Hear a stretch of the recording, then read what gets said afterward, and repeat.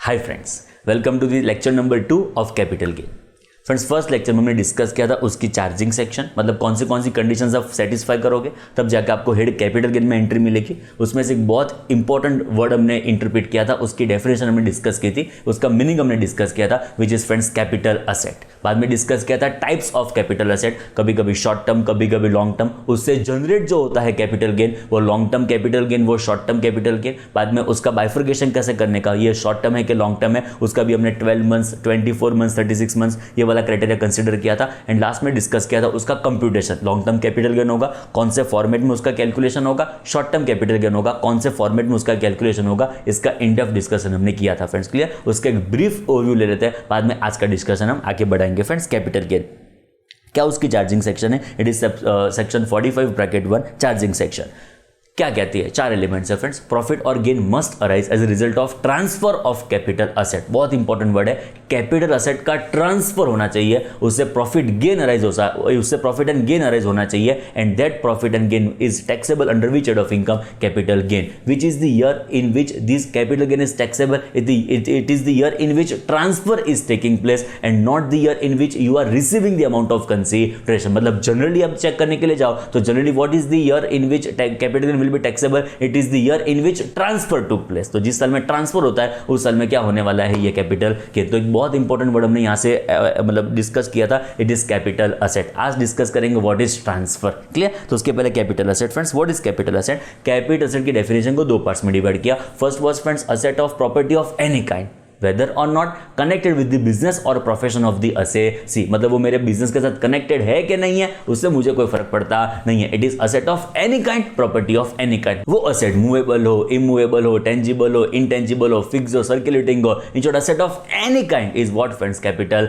Asset. Okay, second उसका definition का part था friends FII, foreign institutional investor जो भी सिक्योरिटीज हेल्ड करते हैं वो ऑलवेज क्या होगी, कैपिटल असेट। वो स्टॉक हो, उसका बिजनेस इन्वेस्टमेंट हो तो भी क्या ट्रीट करने का, capital asset. And normal investment हो तो भी क्या ट्रीट करना पड़ेगा, कैपिटल असेट। Friends clear. तो फर्स्ट डेफिनेशन थी, मतलब ए पार्ट था उसका असेट ऑफ एनी काइंड, जिसके कुछ एक्सेप्शंस है, 4 मेजर एक्सेप्शंस आप चेक कर सकते हो। First is friends stock in trade, jeweller के लिए ज्वेलरी, बिल्डर के लिए बिल्डिंग का कोई unit is stock in trade, उसको बेचने से जो गेन लगना चाहिए वो गेन कौन सा होना चाहिए, PGBP। सो उसको कैपिटल गेन की असेट मतलब कैपिटल की डेफिनेशन से एक्सक्लूड कर दिया, उसको हम कैपिटल गेन इंपोज करने वाले नहीं है, उसके ऊपर कैपिटल गेन लगने वाला नहीं है फ्रेंड्स, क्लियर। तो स्टॉक इन ट्रेड इज एक फर्स्ट वेरी बेसिक एक्सेप्शन, बहुत जरूरी एक्सेप्शन था to the definition of capital asset. Second जो डेफिनेशन वाइड हो चुकी थी, asset of any kind, movable, immovable, asset की जो डेफिनेशन मतलब कैपिटल असेट की डेफिनेशन जो वाइड हो चुकी थी उसको रिस्ट्रिक्ट करने का काम किसने किया, सेकंड ने किया। It is personal effect of movable nature. मतलब 2 चीज इंपॉर्टेंट यहां पे ध्यान रखनी है, एक तो मूवेबल प्रॉपर्टी होनी चाहिए, एक तो पर्सनल इफेक्ट होनी चाहिए, तब जाके it is excluded from the definition of what friends, capital asset. तो personal effect of movable nature is exception to the definition of capital asset. मतलब मेरा शर्ट,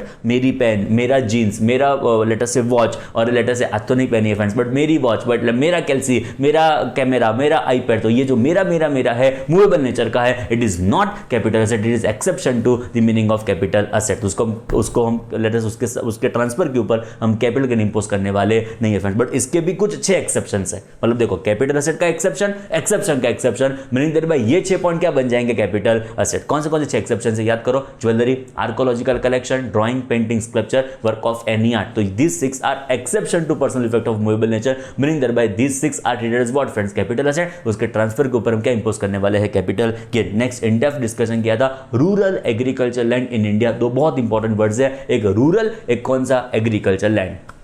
फ्रेंड्स लैंड एग्रीकल्चर है कि नॉन एग्रीकल्चर है वो दस्तावेज से ऊपर पता चल जाएगा, बट रूरल एरिया है कि नहीं वो कैसे पता चलेगा। तो अर्बन एरिया का मतलब है 10,000 और मोर पॉपुलेशन होगी तो वो क्या हो जाएगा, अर्बन एरिया, जिसमें म्यूनिसिपैलिटी का कंटोनमेंट बोर्ड होगा। अभी फ्रेंड्स देखो अर्बन एरिया में जो आपकी एग्रीकल्चर लैंड होगी it is capital asset, rural area में एग्रीकल्चर लैंड मतलब not capital asset, but urban area में एग्रीकल्चर लैंड होगी तो वो तो क्या बन जाएगी, कैपिटल असेट। पॉइंट नंबर 2 ध्यान रखो, non agriculture land is always what, capital asset. वो अर्बन एरिया में हो कि रूरल एरिया में हो उससे हमको कोई फर्क पड़ता नहीं है। रूरल एरिया में agriculture land becomes what, not a capital asset. Okay, तो अर्बन एरिया की वापस एक बार डेफिनेशन को थोड़ा वाइड कर दिया गया फॉर दिस पर्टिकुलर मीनिंग कि जो आपका population as per last preceding census 10,000 से ज्यादा है, 1 लाख तक है, तो आपके अर्बन एरिया के जो भी लिमिट्स खत्म होती होगी उसके एरियल डिस्टेंस के 2 किलोमीटर तक भी क्या मानेंगे, अर्बन एरिया। वहां पे भी आपकी एग्रीकल्चर लैंड होगी तो उसको हम अर्बन एग्रीकल्चर लैंड मानेंगे। उसके ट्रांसफर के ऊपर क्या इंपोज होने वाला है, कैपिटल गेन। पॉइंट नंबर 2, जो आपकी पॉपुलेशन 1 लाख से लेकर 10 लाख तक की है तो लिमिट से 6 किलोमीटर, एंड जो पॉपुलेशन 10 लाख के ऊपर है तो लिमिट से लेके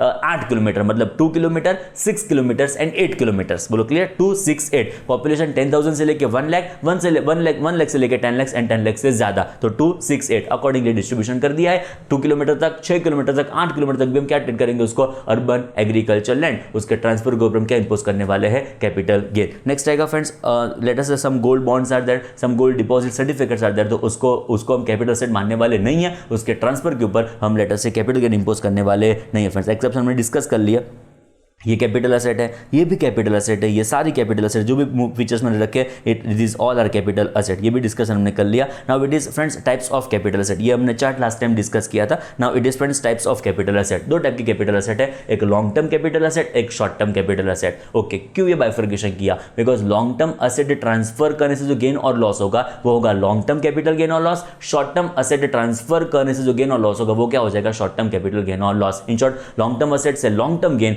शॉर्ट टर्म असेट से शॉर्ट टर्म गेन। तो असेट को बाइफर्केशन कैसे करूं, तो उसके हमारे पास 3 अलग अलग पीरियड ऑफ होल्डिंग है। 1 is 12 months, up to 12 months होगा तो शॉर्ट टर्म, एक्सीडिंग 12 मंथ्स होगा तो long term, similarly 24 months and बाद में 36 मंथ्स। 12 मंथ्स के लिए 3 पॉइंट हमारे पास ध्यान से। First is friends listed securities, जो भी लिस्टेड सिक्योरिटीज है उसके लिए हम क्या कंसीडर करेंगे, 12 months, but other than units, उनसे म्यूचुअल फंड को हमने एक्सक्लूड कर दिया। बट सेकंड में आप चेक करो units, sorry units of equity oriented mutual fund, तो if you are holding equity oriented mutual fund के यूनिट्स और यूनिट्स ऑफ यूटीआई, तो आपको पीरियड ऑफ होल्डिंग कितना कंसीडर करना पड़ेगा friends, 12 months, and let us say third is zero coupon bond. इस 3 चीज के लिए हम कंसीडर करेंगे 12 मंथ्स, अप टू 12 मंथ्स आपका पीरियड ऑफ होल्डिंग होगा तो उसको बोलेंगे शॉर्ट टर्म, 12 मंथ्स के ऊपर चला गया तो वो क्या हो जाएगा, लॉन्ग टर्म। नंबर 2 आएगा friends unlisted shares, listed shares ऊपर कवर्ड है, अनलिस्टेड शेयर्स यहां पे 24 मंथ्स के लिए कंसीडर करेंगे, साथ में कंसीडर करेंगे लैंड एंड बिल्डिंग। तो लैंड बिल्डिंग के लिए कितने मंथ्स कंसीडर करेंगे, 24 मंथ्स, अप टू 24 मंथ्स होगा तो शॉर्ट टर्म हो जाएगा, एक्सीडिंग 24 मंथ्स हो तो कितना हो जाएगा, it would B long term. Clear. And last आएगा फ्रेंड्स हमारे वहां पे 36 मंथ्स, बाकी सबके लिए 36 मंथ्स कंसीडर कर सकते हैं, बट दो स्पेसिफिकली इंक्लूड किए, date oriented mutual fund and unlisted security, but other than shares, because unlisted shares है उसके लिए 24 मंथ्स कंसीडर करेंगे, बाकी जो भी अनलिस्टेड सिक्योरिटीज बच गए, मतलब डिबेंचर्स बॉन्ड्स जो भी बच गए वो यहां पे कवर होंगे अनलिस्टेड सिक्योरिटीज में, जिसके लिए हम क्या कंसीडर करेंगे 36 मंथ्स। एंड बाकी कोई भी एसेट, ज्वेलरी है वगैरह, मतलब ड्राइंग पेंटिंग वगैरह कुछ भी है उसके लिए क्या कंसीडर करेंगे 36 मंथ्स के लिए। तो ये 3 क्राइटेरिया हमारे पास अवेलेबल है, up to 12, up to 24, up to 36 होगा it would be short term, exceeding 12, exceeding 24, exceeding 36 हुआ उसको क्या कंसीडर करेंगे लॉन्ग टर्म। नेक्स्ट चेक करो, इक्विटी ओरिएंटेड म्यूचुअल फंड, मतलब पता है एग्जाम पर्सपेक्टिव, उसको मतलब में खास चिंता करने की जरूरत नहीं है फ्रेंड्स। नेक्स्ट हमने समरी तो डिस्कस की फ्रेंड्स, नेक्स्ट आएगा ट्रांसफर, बट ट्रांसफर के पहले जो मुझे डिस्कस करना है आज के लिए, it is friends types of capital gain. Computation कैसे किया था ये हमारा लास्ट डिस्कशन था अर्लियर लेक्चर में, which was long term capital gain, short term capital gain. Short term capital gain कैसे कंप्यूटेशन होगा, फॉर्मेट याद करो। First is friends full value of consideration, less करेंगे expenditure in connection with transfer, जो balance होगा उसको बोलेंगे नेट कंसिडरेशन, उसमें से लेस करेंगे कॉस्ट ऑफ एक्विजिशन, उसमें से करेंगे कॉस्ट ऑफ इंप्रूवमेंट, जो बैलेंस बचेगा उसको बोलेंगे short term capital gain, negative आएगा तो लॉस, उसमें से कुछ एग्जम्पशंस को लेस कर देंगे एंड जो बचेगा उसको बोलेंगे chargeable short term capital gain. बोलो क्लियर, एकदम फॉर्मेट सिंपल है। सेम फॉर्मेट लॉन्ग टर्म के लिए भी है, बट कॉस्ट ऑफ एक्विजिशन यहां पे बन जाएगा index cost of acquisition, cost of improvement वहां पे क्या बन जाएगा, इंडेक्स कॉस्ट ऑफ इंप्रूवमेंट। एक बार इसका भी फॉर्मेट मगज में रिव्यू कर लो। First is friends full value of consideration, उसमें लेस करेंगे expenditure in connection with transfer, जो बचेगा उसको बोलेंगे नेट कंसिडरेशन, उसमें से लेस करेंगे इंडेक्स कॉस्ट ऑफ एक्विजिशन, उसमें से फर्दर लेस करेंगे इंडेक्स कॉस्ट ऑफ इंप्रूवमेंट, जो बचेगा उसको बोलेंगे लॉन्ग टर्म कैपिटल गेन और लॉस, एंड जो पॉजिटिव है तो उसमें से एग्जम्पशंस को लेस करेंगे एंड जो बचेगा वो क्या होगा, मेरा chargeable long term capital gain, जिसके ऊपर हम इनकम टैक्स कंप्यूट करने वाले हैं फ्रेंड्स। क्लियर। तो ये हमारा डिस्कशन था। लास्ट में टाइप्स ऑफ कैपिटल गेन, ये हमारे वेरियस इंडेक्स नंबर्स हैं। इस इंडेक्स नंबर में हमको जो एग्जाम पर्सपेक्टिव ध्यान में रखना है वो एग्जाम पर्सपेक्टिव ध्यान में रखना है प्रीवियस ईयर 1920 का index number which is what friends 289। Okay, ये हमको याद रखना पड़ेगा। तो ये लगभग एग्जाम में प्रोवाइड नहीं करेंगे, ये हमको याद रखना पड़ेगा 289। ये जो फ्रेंड्स 1-2 है ना, 1-2 उसको बोलेंगे बेस ईयर। पहले बेस ईयर है ना फ्रेंड्स, 2-3 साल पहले इट वाज 1981-82, बाद में शिफ्ट करके, बिकॉज इन्फ्लेशन आपको पता है धीरे धीरे बढ़ता रहता है, तो इसको शिफ्ट करके कर दिया, इट इज 2001-2002। इसको बोलेंगे बेस ईयर इंडेक्स नंबर, जो ऑलवेज कितना होगा 100। बाद में इन्फ्लेशन के हिसाब से ये हमारे पास सारे इंडेक्स नंबर अवेलेबल है। लगभग एग्जाम में प्रोवाइड करेंगे, लगभग चिंता करने की जरूरत नहीं है, बट एक लगभग नहीं प्रोवाइड करेंगे, वो कौन सा होगा 289, विच जो हमको याद रखना पड़ेगा, विच इज 289 फ्रेंड्स। क्लियर। चलो आगे बढ़ते हैं, एक छोटा सा इसके ऊपर का क्वेश्चन करेंगे तो थोड़ा आपको क्लैरिटी है कि एग्जैक्ट कैलकुलेशन कैसे होता है, एग्जैक्ट हमारा ये पर्टिकुलर कंप्यूटेशन कैसे होता है फ्रेंड्स। चलो चेक करो एकदम ध्यान से प्लीज। अभी फ्रेंड्स समझो क्या हुआ। सपोज एक मिस्टर एक्स है, बरोबर समझने का ट्राई करो, जिसने हाउस प्रॉपर्टी परचेस की। कब परचेस की? सपोज उसने परचेस की 1 अप्रैल 2003 को। कितने में परचेस की? कॉस्ट ऑफ परचेस, एकदम बेसिक एग्जांपल कंसीडर करते हैं जिससे आपको क्लैरिटी आए कि एग्जैक्ट कैलकुलेशन हम कैसे करने वाले हैं कैपिटल गेन में फ्रेंड्स। तो what was cost of purchase? तो friends cost of purchase was example के तौर पे 20 लाख। तो उसने 20 लाख में ये प्रॉपर्टी उसने परचेस की। ओके, नाउ ये प्रॉपर्टी वो सेल कर रहा है फ्रेंड्स। कब सेल कर रहा है? वो सेल कर रहा है 1 मई 2019 को। ये प्रॉपर्टी का सेल हुआ 1 मई 2019 को। कितने में सेल कर रहा है? तो सेल कंसिडरेशन जो वो रिसीव करता है वो सेल कंसिडरेशन होता है एग्जांपल के तौर पे लेट अस से 70 लाख। उस प्रॉपर्टी से उसको 70 लाख मिले एंड उसका कुछ ब्रोकरेज था। कितना ब्रोकरेज था? एग्जांपल के तौर पे 1% was the brokerage on sale consideration. जितना उसने सेल किया उसका 1% उसको पे करना था सेल कंसिडरेशन। क्लियर? तो ये हमारे पास बेसिक, एकदम बेसिक क्वेश्चन हम अभी ट्राई करने जा रहे हैं फ्रेंड्स। चलो चेक करो कैसे आंसर कंप्यूट करेंगे फ्रेंड्स। देखो, फुल वैल्यू ऑफ कंसिडरेशन, तो कितना होगा फुल वैल्यू ऑफ कंसिडरेशन? जो कंसिडरेशन आपको रिसीव हुआ उसको बोलेंगे फुल वैल्यू ऑफ कंसिडरेशन। तो यहाँ पे कितना हुआ friends? 70 lakh. It is absolutely possible कि इस दिन को आपको पैसा ना मिला हो। मैं रिपीट करता हूँ, ये एब्सोल्युटली पॉसिबल है कि इस दिन को आपका पैसा रिसीव ना हुआ हो। तो भी हमारा ईयर कौन सा हो गया फ्रेंड्स? 1920। तो 1920 में इसकी टैक्सेबिलिटी डेफिनेटली आने वाली है। पैसा ऐसा हो सकता है कि आपको 2021 में भी अवेलेबल हो, but the taxability is in the year of transfer of capital asset generally and not in the year of receipt of consideration और receipt of full value of consideration friends. Clear? तो 70 लाख का हम full taxability करेंगे, उसमें से less करेंगे expenditure in connection with transfer. जो भी आपका खर्चा हुआ है उसको हम यहां से लेस करेंगे। कितना खर्चा हुआ है? तो it is 1%। Meaning thereby आप चेक करो तो यहां पे 70,000 रुपीज का आपका खर्चा हुआ है as a brokerage friends. Clear? तो it is 1% of 70 lakh friends. जो बचेगा उसको बोलेंगे नेट कंसिडरेशन। तो कितना होगा नेट कंसिडरेशन? 69,30,000। ये क्या हो गया फ्रेंड्स? हमारा नेट कंसिडरेशन। ये हमारे नेट हैंड में अवेलेबल हुआ फ्रेंड्स। अभी आपको सोचना पड़ेगा ये लॉन्ग टर्म असेट है कि शॉर्ट टर्म कैपिटल असेट है। चेक करो फ्रेंड्स, ये आपने परचेस कब किया था? आपने परचेस किया था फ्रेंड्स उसको 3-4 में। आपने उसको परचेस किया था 2003-2004 में एंड आप उसको सेल कब कर रहे हो? अब उसको सेल कर रहे हो इन 2019-20। मतलब मुझे बताओ, हाउस प्रॉपर्टी लैंड बिल्डिंग के लिए what is period of holding? हम कंसीडर करेंगे असेट को शॉर्ट टर्म कंसीडर करेंगे कि लॉन्ग टर्म कंसीडर करेंगे? हम कंसीडर करेंगे उसको long term, because it is exceeding 24 months. तो 24 मंथ से बढ़ गया तो उसको हम ट्रीट करेंगे long term capital asset. Clear? तो लॉन्ग टर्म कैपिटल असेट है तो हम करेंगे लॉन्ग टर्म कैपिटल गेन। आपका लेस जो होगा यहां से नेट कंसिडरेशन से वो इंडेक्स कॉस्ट होगा कि नॉर्मल कॉस्ट ऑफ एक्विजिशन होगा? Obviously it would be friends index cost of acquisition. तो हम यहां से लेस करेंगे इंडेक्स कॉस्ट ऑफ एक्विजिशन। कैसे कंप्यूट करेंगे index cost of acquisition? 1 minute wait करो। ये जो बचेगा उसको बोलेंगे long term capital gain. Negative आए तो क्या कंप्यूटेशन करेंगे? लॉस। बोलो क्लियर? नाउ कैसे कैलकुलेशन होगा इंडेक्स कॉस्ट ऑफ एक्विजिशन? तो what is index cost of acquisition? एकदम simple friends, it is cost of acquisition. चलो what was my cost of acquisition? My cost of acquisition is rupees 20 lakh. तो 20 lakh becomes what? My cost of acquisition, जिस price में मैंने property को purchase किया है friends. तो 20 lakh becomes my cost of acquisition multiplied by transfer year index number. देखो words में भी क्या लिखा है? Transfer year index number. मतलब कौन से ईयर में आपने प्रॉपर्टी को ट्रांसफर किया है? तो it is previous year 1920। Previous year 1920 का इंडेक्स नंबर ये तो याद रखना था। बोलो एक बार अभी देख लो, 289 is transfer year index number. तो फ्रेंड्स यहां पे लिख देंगे multiplied by 289 which is transfer year index number divided by करेंगे sorry friends, it is acquisition year index number. कौन से ईयर में आपने इस प्रॉपर्टी को अक्वायर किया है? तो आपने अक्वायर किया है इस प्रॉपर्टी को 3-4 में। तो 3-4 का इंडेक्स नंबर वो आपको एग्जाम में प्रोवाइड किया होगा, आप उसकी चिंता मत करें। 3-4 का इंडेक्स नंबर कितना है? It is 109। तो इसको डिवाइड कर देंगे फ्रेंड्स 109 से। ये 109 से डिवाइड कर दिया, मतलब प्रैक्टिकली लॉजिकली क्या हुआ?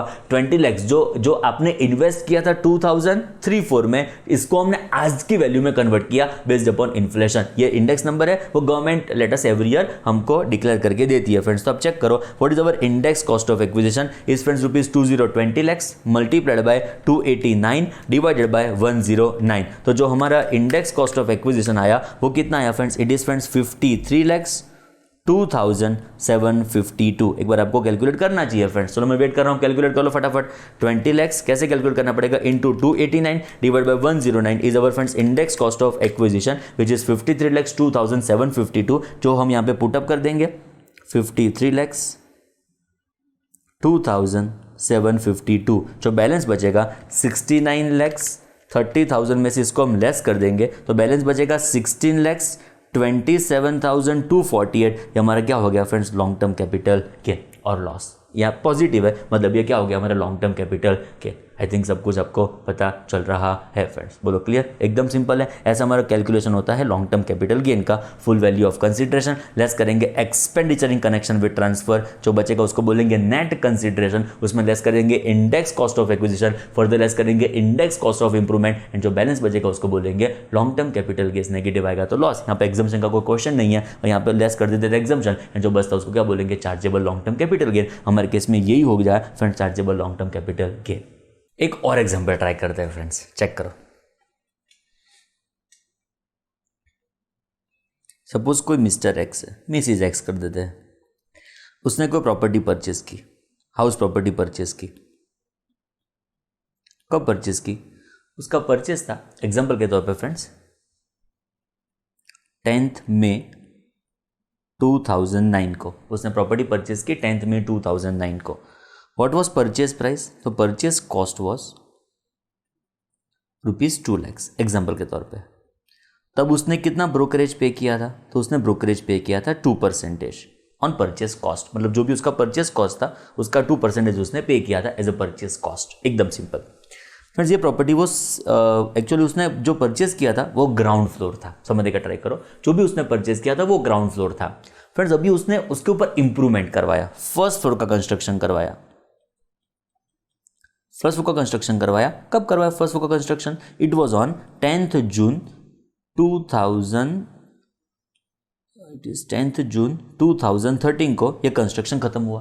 फर्स्ट फ्लोर का कंस्ट्रक्शन कब खत्म हुआ? 10th जून 2013 को खत्म हुआ। तो कितनी कॉस्ट हुआ? एग्जाम्पल के तौर पे 1 लाख उसकी कॉस्ट थी।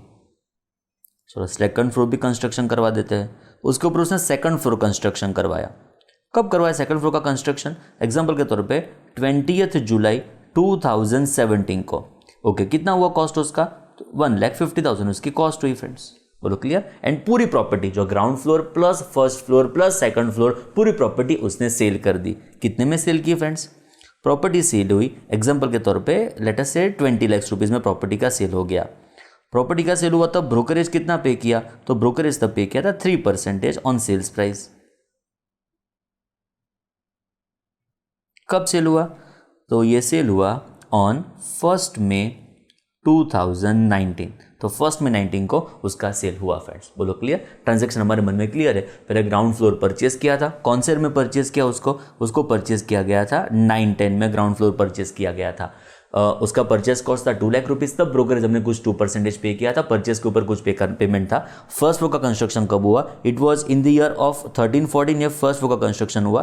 सेकंड फ्लोर का कंस्ट्रक्शन कब हुआ friends? It was in the year 17-18 and पूरी प्रॉपर्टी बेच दी जाती है in which year? It is friends 1920। Brokerage what friends? 3% on sales price is our brokerage. जो भी सेल्स प्राइस था उसका 3% हमने ब्रोकरेज पे किया फ्रेंड्स। देखो कैलकुलेशन कैसे होगा समझने का ट्राई करो फ्रेंड्स।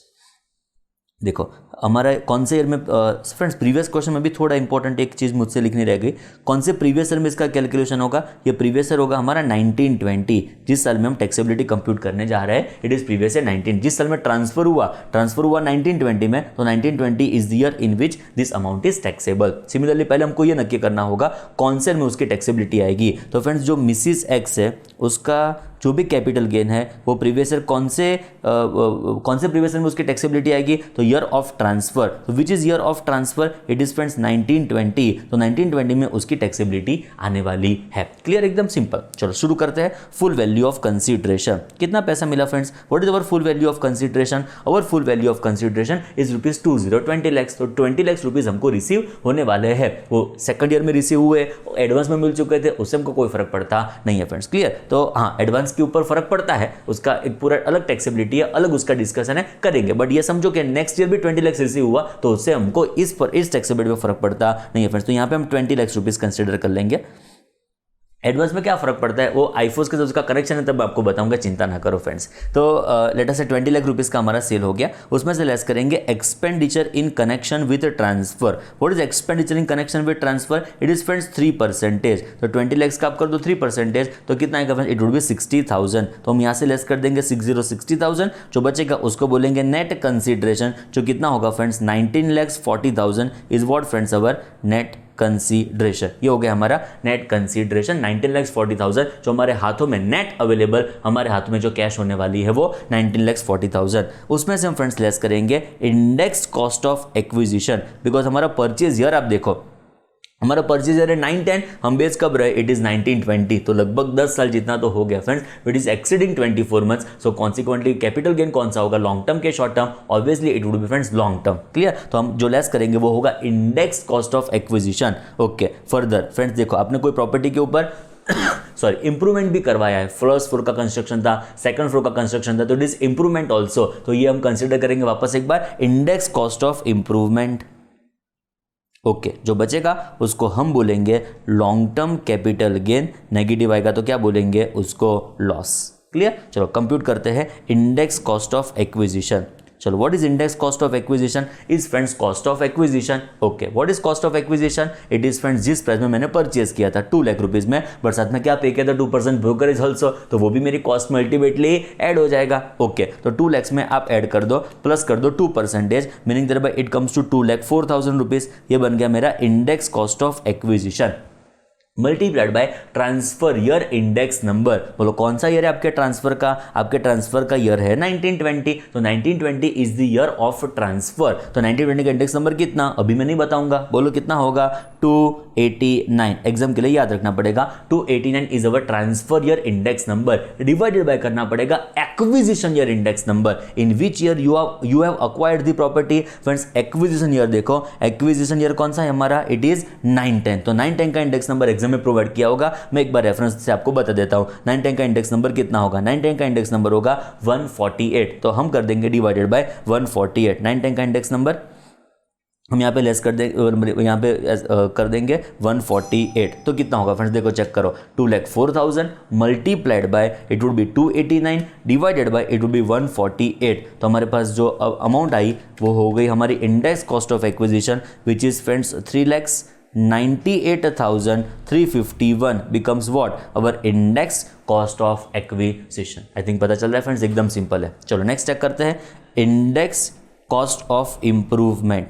हमारे पास 2 इंप्रूवमेंट है, अकॉर्डिंगली 2 आंसर आएंगे, मतलब 2 इंप्रूवमेंट है, फर्स्ट फ्लोर का भी इंप्रूवमेंट है, सेकंड फ्लोर का भी इंप्रूवमेंट है, अकॉर्डिंगली 2 कैलकुलेशन होंगे, 2 कंप्यूटेशन होंगे। चलो चेक करो इंडेक्स कॉस्ट ऑफ इंप्रूवमेंट। उसके पहले इंडेक्स कॉस्ट ऑफ एक्विजिशन को यहाँ से लेस कर देंगे 398,351 को हमने यहां से लेस कर दिया, विच is our index cost of acquisition. Now index cost of improvement देखो फ्रेंड्स, फर्स्ट इंप्रूवमेंट कितने का था? It was of rupees 1 lakh, तो 1 लाख का हमारा इंप्रूवमेंट था, तो हमारा 1 lakh multiplied by transfer, what is index cost of improvement? It is cost of improvement multiplied by transfer year index number divided by improvement year index number. तो what is our transfer year? Transfer year is friends 1920, तो उस year का index number कितना?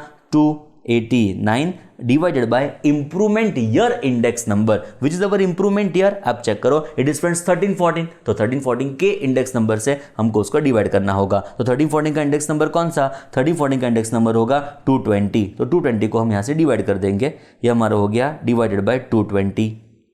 Okay, number B हमारा second improvement कौन सा है? आप चेक कर सकते हो, हमारा सेकंड इंप्रूवमेंट है फ्रेंड्स 1,50,000 ऑफ रुपीज का, तो 150 का हमारा सेकंड इंप्रूवमेंट था, तो 150 हमारा second improvement, again multiplied by transfer year index number divided by improvement year index number, which is friends improvement year. Improvement year आप चेक करो इज फ्रेंड्स 1718। ओके, तो 1718 का इंडेक्स नंबर कितना होगा? आप चेक करो, 1718 का इट इज 272, तो हम डिवाइड कर देंगे इस अमाउंट को 272 से, तो हमारे पास 2 इंप्रूवमेंट आ गए। चलो चेक करो, फर्स्ट इज 1 लाख फर्स्ट वाला, तो 1 लाख इंटू 289 डिवाइड बाय करेंगे 220, मीनिंग देयर बाय ये हमारा आंसर आएगा, इट इज 131,364। ये सिंपली हम क्या कर रहे हैं, कौन से ईयर था ये? 1314 की वैल्यू को आज की वैल्यू में कन्वर्ट कर रहे हैं based upon our inflation. Okay, तो ये हमारा हो गया index cost of improvement. Next आएगा 1,50,000 multiplied by 289 divided by 272, meaning thereby ये हमारा आया 159,375, दोनों का टोटल कर दूं 159,375 plus 131,364, it comes to friends 290,739, 290,739, 19,40,000 जो हमारा नेट कंसिडरेशन है उसमें से दोनों चीज को आप लेस कर दो, 3,98,351, फर्दर लेस करो 2,90,739, जो बचेगा वो बचेगा friends 12,50,910 is what friends our long term capital gain. बोलो पता चला? आई थिंक ये दो बेसिक क्वेश्चन से लगभग पता चल गया कि पूरा कैलकुलेशन हमारा कैसे गवर्न होता है, पूरा कैलकुलेशन हमारा कैसे होता है फ्रेंड्स। क्लियर? एक बहुत फंडामेंटल इसके बाद हम बात करेंगे जो एग्जाम्पल 3 है, जिसको हमने कंटेंट में कवर नहीं किया बिकॉज ये लॉजिकल ज़्यादा है। इसको फ्रेंड्स अब इंपॉर्टेंट टिक कर दो, एग्जाम पर्सपेक्टिव इंपॉर्टेंट है, बहुत अच्छा क्वेश्चन, बहुत इंपॉर्टेंट फ्रेंड्स। चलो चेक करते हैं फ्रेंड्स क्वेश्चन, देखो क्या हुआ। सपोज मिस्टर वाई है, बरोबर समझने का ट्राई करो, बहुत जोरदार क्वेश्चन। सपोज मिस्टर वाई है, प्रॉपर्टी परचेस करता है 10 लाख रुपीज में। कब परचेज की प्रॉपर्टी पता है फ्रेंड्स? प्रॉपर्टी परचेज हुई 10th मई 1990 को। प्रॉपर्टी का परचेज है 10th मई 1990, 10 लाख रुपए में प्रॉपर्टी को परचेज कर दिया फ्रेंड्स। नाउ प्रॉपर्टी के ऊपर फर्स्ट फ्लोर का कंस्ट्रक्शन हुआ, समझने का ट्राई करो। कितने में कंस्ट्रक्शन हुआ? 2 lakhs में उसका कंस्ट्रक्शन हुआ। ये कंस्ट्रक्शन कब हुआ? 10th मई 1995 को फर्स्ट फ्लोर का उसके ऊपर कंस्ट्रक्शन हुआ। नेक्स्ट चेक करो, सेकंड फ्लोर 3 लाख में उस चीज का कंस्ट्रक्शन हुआ। कब हुआ? It is on 10th May 2006 and finally ये प्रॉपर्टी सेल हो जाती है। कितने में सेल होती है? सपोज 70 lakhs में उसको हम सेल करते हैं। कब सेल करते हैं? 1 मई 2019 को उसका सेल होता है विद ब्रोकरेज 2% ऑन सेल्स। दो चीज इस क्वेश्चन से हम सीखेंगे, सो ये क्वेश्चन इंपॉर्टेंट बन जाता है। थोड़ा फोकस आपका नहीं चाहिए, ज्यादा फोकस करना पड़ेगा फ्रेंड्स, एकदम इंपॉर्टेंट। सॉरी, मेरा year of purchase is what? It is friends 1991, मतलब 1991 is my year of purchase. First floor का कंस्ट्रक्शन कब हुआ? 95, 96। सेकंड फ्लोर का कंस्ट्रक्शन हुआ 2006, 2007 एंड मैंने उसको फाइनली सेल कब किया? It is friends 1920। असेट ऐसा देखने के लिए जाओ तो लॉन्ग टर्म है, वो हमको पता है friends, asset is long term. अभी देखो चेक करो क्या हुआ। हमारा जरा इंडेक्स नंबर आप देख लो फ्रेंड्स। एक मिनट पहले प्रॉपर्टी कब परचेज की वो चेक कर लो। प्रॉपर्टी परचेज की 1991 में, सो हमको उस ईयर का इंडेक्स नंबर चाहिए 1991। बट आप चेक करो क्या हमारे पास 1991 का इंडेक्स नंबर है ना? आगे की स्लाइड में होगा। सर प्रिंटिंग नहीं हुआ है 1991 का इंडेक्स नंबर, गलती हो गई है प्रिंटिंग में। फ्रेंड्स हमारा बेस ईयर ही कौन सा है? It is 2001, 2002। सो हमारा वहाँ पे सुपर डुपर प्रोविजंस है, समझो कितना लॉजिकल, कितना जोरदार, गजब। चेक करो हमारा हम प्रोविजन क्या कहते हैं। इफ असेट इज अक्वायर्ड, बहुत इंपॉर्टेंट है, बरोबर सुनना। If asset is acquired before 1 April 2001, मतलब देखो ये 1-2 है, उसका मतलब ये 1 अप्रैल 2001 से ईयर शुरू हुआ, 31 मार्च 2002 को ईयर खत्म होगा। तो फ्रेंड्स देखो क्या हुआ। If asset is acquired before 1 April 2001, मतलब इंडेक्स नंबर हमारे पास है ही नहीं, तो फ्रेंड्स असेसी के पास ऑप्शन अवेलेबल होगा। वापस से बरोबर समझने का ट्राई करो। If asset is acquired before 1 April 2001, तो असेसी के पास ऑप्शन अवेलेबल है, दो में से कोई भी ऑप्शन वो ऑप्ट कर सकता है। ऑप्शन नंबर 1, उसका ओरिजिनल कॉस्ट ऑफ एक्विजिशन जिस अमाउंट से उसने परचेज किया था, और it is the fair market value of the asset, of the capital asset as on 1 April 2001। बहुत इंपॉर्टेंटली मैं प्रोविजन लिख रहा हूं, अब बरोबर समझने का ट्राई करो। यहां पे लिख देता हूं बिकॉज प्रिंटिंग नहीं है, मुझे इसको कंसेप्ट के थ्रू समझाना था। सो क्लास स्लाइड मैंने बाकी रखी है हमारे रेफरेंस के लिए फ्रेंड्स। देखो बहुत इंपॉर्टेंट है, बरोबर समझने का ट्राई करो।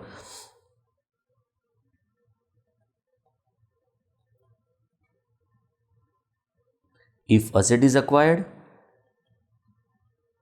बिफोर 1 अप्रैल 2001 जो मैंने असेट का एक्विजिशन किया है बिफोर 1 अप्रैल 2001, तो क्या होगा? Number A, option will be available to assessee to opt cost of acquisition, मतलब कितना लेना पड़ेगा कॉस्ट ऑफ एक्विजिशन, उसका ऑप्शन आपके पास अवेलेबल होगा। क्या ऑप्शन अवेलेबल? उसका either original cost of acquisition और value rather fair market value as on 1 April 2001। हमको कंसिडर करना पड़ेगा FMV एज ऑन 1 अप्रैल 2001 और उसका ओरिजिनल कॉस्ट ऑफ एक्विजिशन। आप दो में से जो चाहो वो ऑप्शन ऑप्ट कर सकते हो। तो फ्रेंड्स असेसी ऑप्शन कौन सा ऑप्ट करेगा? लॉजिकली सोचो, असेसी ऑप्शन कौन सा ऑप्ट करेगा? दूसरा एक प्रिंसिपल वो बाद में समझाता हूं, पहले असेसी ऑप्शन कौन सा ऑप्ट करेगा? बोलो, दो में से जो हायर वैल्यू होगी वो कंसिडर करेगा कि दो में से जो लोअर वैल्यू होगी वो कंसिडर करेगा? लॉजिक क्या कहता है? दो में से जो हायर वैल्यू होगी वो कंसिडर करेगा। क्यों क्यों क्यों क्यों क्यों? बिकॉज दो में से जो हायर वैल्यू होगी उतनी कॉस्ट ज्यादा होगी, जितनी कॉस्ट ज्यादा होगी उतना गेन कम आएगा, जितना गेन कम आएगा उतना टैक्स का पेमेंट भी कम आएगा। तो हम ऑलवेज एज असेसी क्या प्रीफर करें कि जितना गेन कम आए उतना टैक्स कम आए, जितना टैक्स कम आए उतना हमारे पैसे ज्यादा बचे, जितने पैसे ज्यादा बचे उतने पैसे ज्यादा बचे। पता चला? ओके, तो असेसी ऑप्ट कौन सा करेगा? Whichever is higher. Okay, तो असेसी के पास ऑप्शन अवेलेबल है, either original cost of acquisition को आपकी कॉस्ट ऑफ एक्विजिशन बनाना और FMV एज ऑन 1 अप्रैल 2001 क्या करेंगे? Whichever is higher. बोलो क्लियर? डन। अभी चेक करो हमारे एग्जांपल में असेट का एक्विजिशन कब है? हमारा असेट का एक्विजिशन है इट इज 1991, मतलब asset is acquired before 1 April 2001। तो असेट के पास ऑप्शन है either to go for value as on 1 April 2001 as your cost of acquisition और the original cost as your cost of acquisition. तो एक और इंफॉर्मेशन हम आपको दे देते हैं यहां पे। It is friends FMV of property as on, थोड़ा अच्छा क्वेश्चन है, थोड़ा ध्यान देना पड़ेगा। दो बातें थी, एक बात आपको पता चल गई कि असेट अक्वायर्ड बिफोर 1 अप्रैल 2001, तो क्या करने का? सेकंड बात अभी भी बाकी है, बरोबर समझने का ट्राई करते हैं। FMV of property as on 1 April 2001 कितनी FMV हो? एग्जाम्पल के तौर पे हम FMV रख लेते हैं 15 lakhs of rupees, 17 lakhs of rupees. चलो 17 lakhs हमारी क्या हो गई? FMV as on 1 April 2001। तो आपके पास ऑप्शन अवेलेबल है either to go for original cost which was rupees 10 lakhs और योर FMV। तो हम क्या प्रीफर करेंगे? बोल 10 lakhs को प्रीफर करोगे, 17 lakhs को प्रीफर करो? ऑब्वियसली फ्रेंड 17 lakhs को प्रीफर करना पड़ेगा as your cost of acquisition. Clear? चलो आंसर कंप्यूटेशन करते हैं। हम शुरू करेंगे answer from full value of consideration. एकदम ध्यान से फ्रेंड्स, बरोबर समझने का ट्राई करो। What is friends full value of consideration? आपने प्रॉपर्टी सेल की, उससे जो भी आपको पैसे आए वो पैसे कितने आए? 70 lakhs। तो 70 lakhs becomes what? Our full value of consideration is our 70 lakhs। उसमें से लेस करेंगे expenditure in connection with transfer. तो what amount of expenditure you have incurred in connection with transfer? It is friends 2% on sales. तो 70 lakhs का कर देंगे 2%, कितना आएगा फ्रेंड्स? 1,40,000। तो 1,40,000 becomes what? Our expenditure in connection with transfer. Net आएगा net consideration, मतलब 70 lakhs में से फ्रेंड्स अब 140 को निकाल दो तो कितना बचेगा? 68,60,000 is our what friends? Net consideration. तो FVC में से एक्सपेंडिचर को लेस कर दिया, बचा हमारा नेट कंसीडरेशन। उसमें से लेस करेंगे बिकॉज ये लॉन्ग टर्म है। असेट मैंने परचेज की थी 1991 में, सेल कर रहा हूं 1920 में, so asset becomes what? Long term. जो लेस करूंगा वो क्या होगा? Index cost of acquisition. जो लेस करूंगा वो क्या होगा? Index cost of improvement. Okay, तो लेस करूंगा index cost of acquisition, further less करूंगा index cost of improvement, and जो बचेगा वो फाइनली हमारे पास क्या बचेगा friends? Long term capital gain. Negative आएगा तो क्या होने वाला है? लॉस। क्लियर? चलो कंप्यूटेशन करते हैं। Index cost of acquisition. तो what is our index cost of acquisition? It is our cost of acquisition.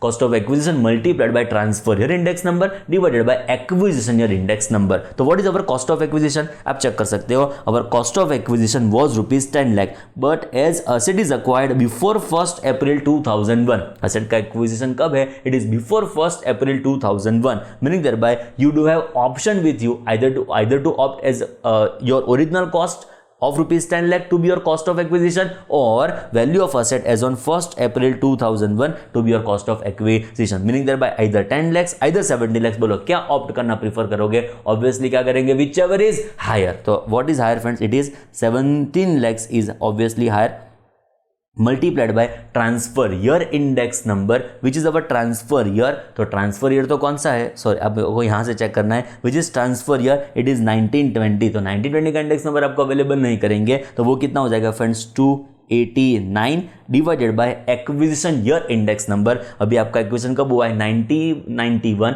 तो उसका इंडेक्स नंबर कितना होगा फ्रेंड्स? 100. मतलब कोई भी एसेट आपने 1 अप्रैल 1 के पहले अक्वायर की है तो आपको ऑप्शन अवेलेबल हो गया. ऑप्शन अवेलेबल होने के बाद आपका इंडेक्स नंबर कितना कंसीडर करना पड़ेगा फ्रेंड्स? 100. क्लियर? तो ये हमारा हो गया इंडेक्स कॉस्ट ऑफ एक्विजिशन. बाद में कंप्यूट कर लेते हैं. एंड नेक्स्ट पॉइंट जो मुझे इस एग्जाम्पल के थ्रू आपको कन्वे करना है वो friends index cost of improvement. बरोबर समझने का ट्राई करें friends. Now we have with us two improvements. First floor, second floor. बरोबर समझो, बहुत इंपॉर्टेंट, जबरदस्त important. First floor, second floor. अभी क्या हुआ? फर्स्ट फ्लोर का कंस्ट्रक्शन कब हुआ था? It is 95-96. इस ईयर में फर्स्ट फ्लोर का कंस्ट्रक्शन हो गया विच इज 95-96. प्रैक्टिकली चेक करो फ्रेंड्स. तो आपका ये ग्राउंड फ्लोर था विच वॉज अक्वायर्ड इन 1991. बरोबर. उसके ऊपर आपने फर्स्ट फ्लोर का कंस्ट्रक्शन करवाया. In which year? It is friends 95-96. Now friends, आपने जब ये कॉस्ट ऑफ एक्विजिशन लिया विच इज ऑफ रुपीज 17 lakhs, वो 17 lakhs कौन से दिन की वैल्यू थी? बरोबर समझो, बहुत इंपॉर्टेंट, जबरदस्त रेलेवेंट. ये 17 lakhs कौन से दिन की वैल्यू थी? ये 17 lakhs जो वैल्यू थी वो तो 1 अप्रैल 2001 की वैल्यू थी. The value of rupees 17 lakhs is representing your value as on 1 April 2001. Okay. 1 अप्रैल 1 देखो ये इंप्रूवमेंट आपका 6-7 में है. दो इंप्रूवमेंट है फर्स्ट फ्लोर सेकंड फ्लोर. तो जब आपने 1 अप्रैल 2001 की वैल्यू कंसीडर की, आपके प्रॉपर्टी में क्या क्या तब एग्जिस्टेंस में होगा? आपके प्रॉपर्टी में ग्राउंड फ्लोर होगा, आपके प्रॉपर्टी में फर्स्ट फ्लोर होगा. मतलब जब आपने 1 अप्रैल 1 की वैल्यू कंसीडर की तब पूरी प्रॉपर्टी की वैल्यू थी. बहुत इंपॉर्टेंट वर्ड्स है, पूरी प्रॉपर्टी की वैल्यू थी. एंड ऑब्वियसली पूरी प्रॉपर्टी की वैल्यू होगी फ्रेंड्स. 1 अप्रैल 1 को पूरी प्रॉपर्टी की वैल्यू आपके पास अवेलेबल होगी. मतलब जब आप प्रॉपर्टी की वैल्यूएशन करते हो तब आपके पास ग्राउंड फ्लोर अवेलेबल है, आपके पास फर्स्ट फ्लोर अवेलेबल है. मीनिंग दैट बाय आपके पास जो 17 lakhs की वैल्यू अवेलेबल है वो 17 lakhs G+1 की वैल्यू अवेलेबल है. आप समझो जो मैं कहना चाहता हूं. जो आपके पास 17 lakhs की वैल्यू अवेलेबल है वो G+1 की वैल्यू अवेलेबल है. मीनिंग दैट बाय ये 17 lakhs में फर्स्ट जो फ्लोर का इंप्रूवमेंट है वो ऑटोमेटिकली 17 lakhs की वैल्यू में इंक्लूड हो गया होगा. एकदम लॉजिकल है, एकदम परफेक्ट है, एकदम मगन में सेट हो जाएगा. एक मिनट ध्यान दे दो. जो आपने वैल्यू कंसीडर की है 17 lakhs की, it represents value as on which date? Is it on 1 April 2001. अभी 1 अप्रैल 1 को आप चेक करो तो आपकी प्रॉपर्टी में क्या क्या था? आपकी प्रॉपर्टी में G+1 था. मतलब आपका ग्राउंड फ्लोर जो 1991 में कंस्ट्रक्ट हुआ था वो तो अवेलेबल था ही था, प्लस 95-96 में जो फर्स्ट फ्लोर का आपने इंप्रूवमेंट करवाया था वो भी अवेलेबल था. समझ में आ रहा है जो मैं कहना चाहता हूं? तो 1991 प्लस 95-96 दोनों की वैल्यू आपके ये जो पर्टिकुलर 17 lakhs में है वो रिप्रेजेंटेशन हो जाती है. मतलब ये फर्स्ट इंप्रूवमेंट जो मैंने 95-96 में करवाया उसकी वैल्यू ऑटोमेटिकली 17 lakhs में आ गई होगी. तो वापस एक बार उसको मैं इंप्रूवमेंट के तौर पे ट्रीट कर सकता नहीं हूं, बिकॉज 17 lakhs में ऑलरेडी वो आ चुका है. समझ में आया? 17 lakhs में ऑलरेडी वो फर्स्ट फ्लोर की वैल्यू आ चुकी होगी तो वापस एक बार उसको मैं इंप्रूवमेंट ट्रीट नहीं कर सकता. एंड अकॉर्डिंगली उसको मैं वापस एक बार मेरे नेट कंसीडरेशन में से लेस कर सकता नहीं हूं. क्लियर? तो रूल क्या बना? देखो बहुत इंपॉर्टेंट रूल ऐसा बना, इफ रूल क्या बना चेक करो. If sorry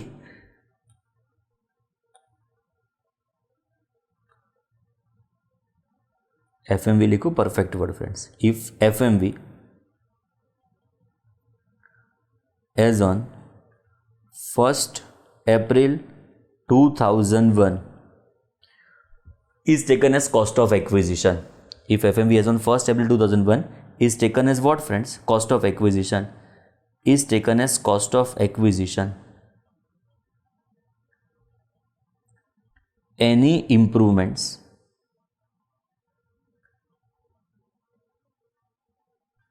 prior to it shall be ignored.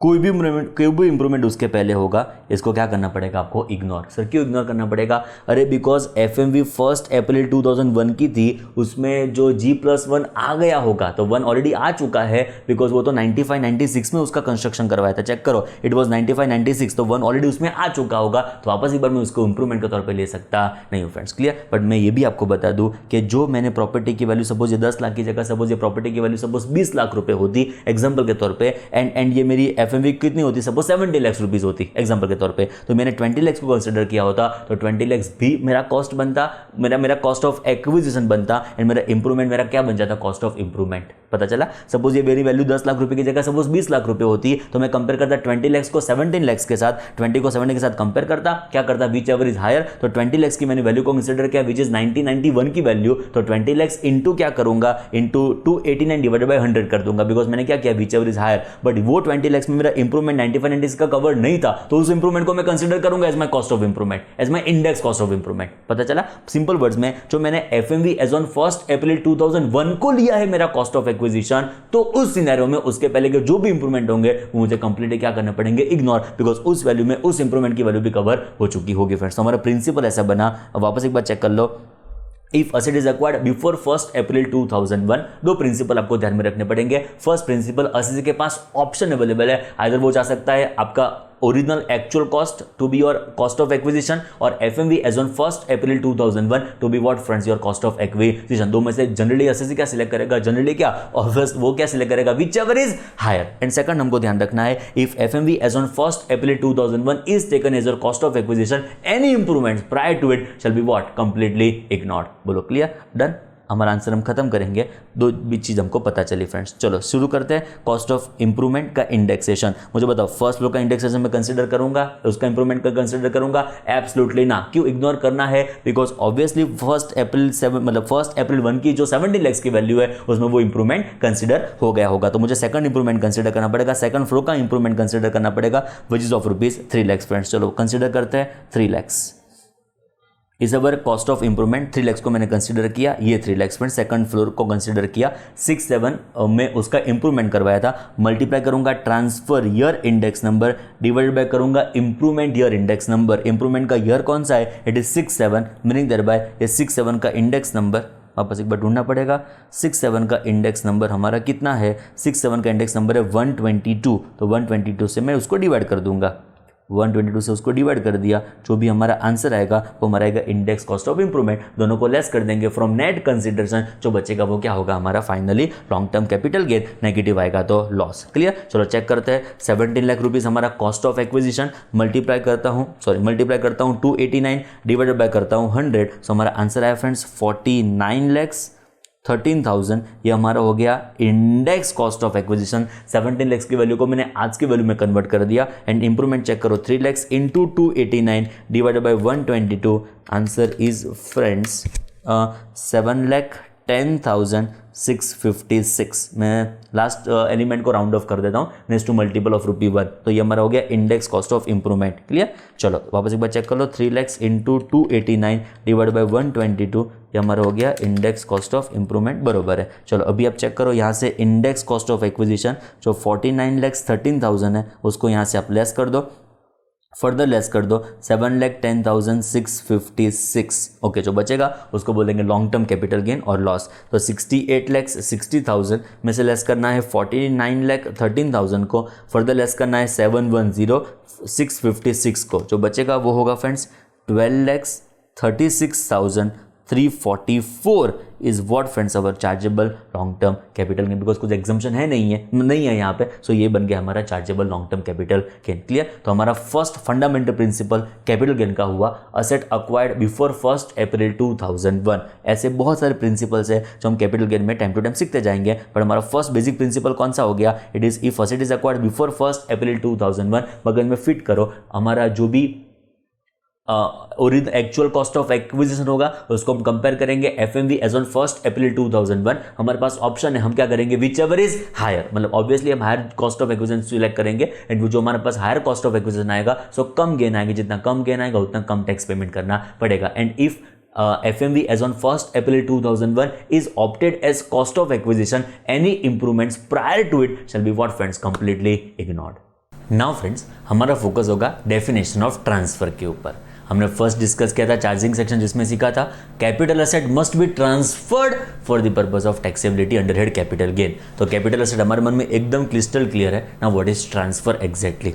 Friends देखो, जितना इंपॉर्टेंस कैपिटल असेट का है, कोई भी असेट का कैपिटल असेट होना है, उतना इंपॉर्टेंट उसका ट्रांसफर होना है। एग्जांपल के तौर पे ज्वेलरी कैपिटल असेट तो है, हाउस प्रॉपर्टी कैपिटल असेट तो है, बट उससे कैपिटल गेन अट्रैक्ट नहीं हो जाएगा, उसका ट्रांसफर होना चाहिए, तब जाके क्या लगने वाला है, उसके ऊपर कैपिटल गेन। तो अलग अलग 6 ट्रांजेक्शन्स में हमारे ट्रांसफर की डेफिनेशन को डिवाइड किया है। अब चेक करो, transfer in relation to capital asset includes the following types of transactions, मतलब 1 2 3 4 5 6 are the various modes of transaction, जिसको हम क्या ट्रीट करेंगे, ट्रांसफर। उसमें से फर्स्ट इज सेल, मतलब मैंने हाउस प्रॉपर्टी आपको सेल की, सॉरी मैंने ज्वेलरी आपको सेल की, मैंने पेंटिंग आपको सेल किया, मैंने शेयर्स आपको सेल किए, जो शेयर स्टॉक इन ट्रेड नहीं थे, पता चला, तो मैंने शेयर्स आपको सेल किए, FII ने शेयर्स को सेल किए, सिक्योरिटीज को सेल किया, तो वो क्या बन गया हमारे लिए, ट्रांसफर। नेक्स्ट आएगा फ्रेंड्स हमारे पास एक्सचेंज।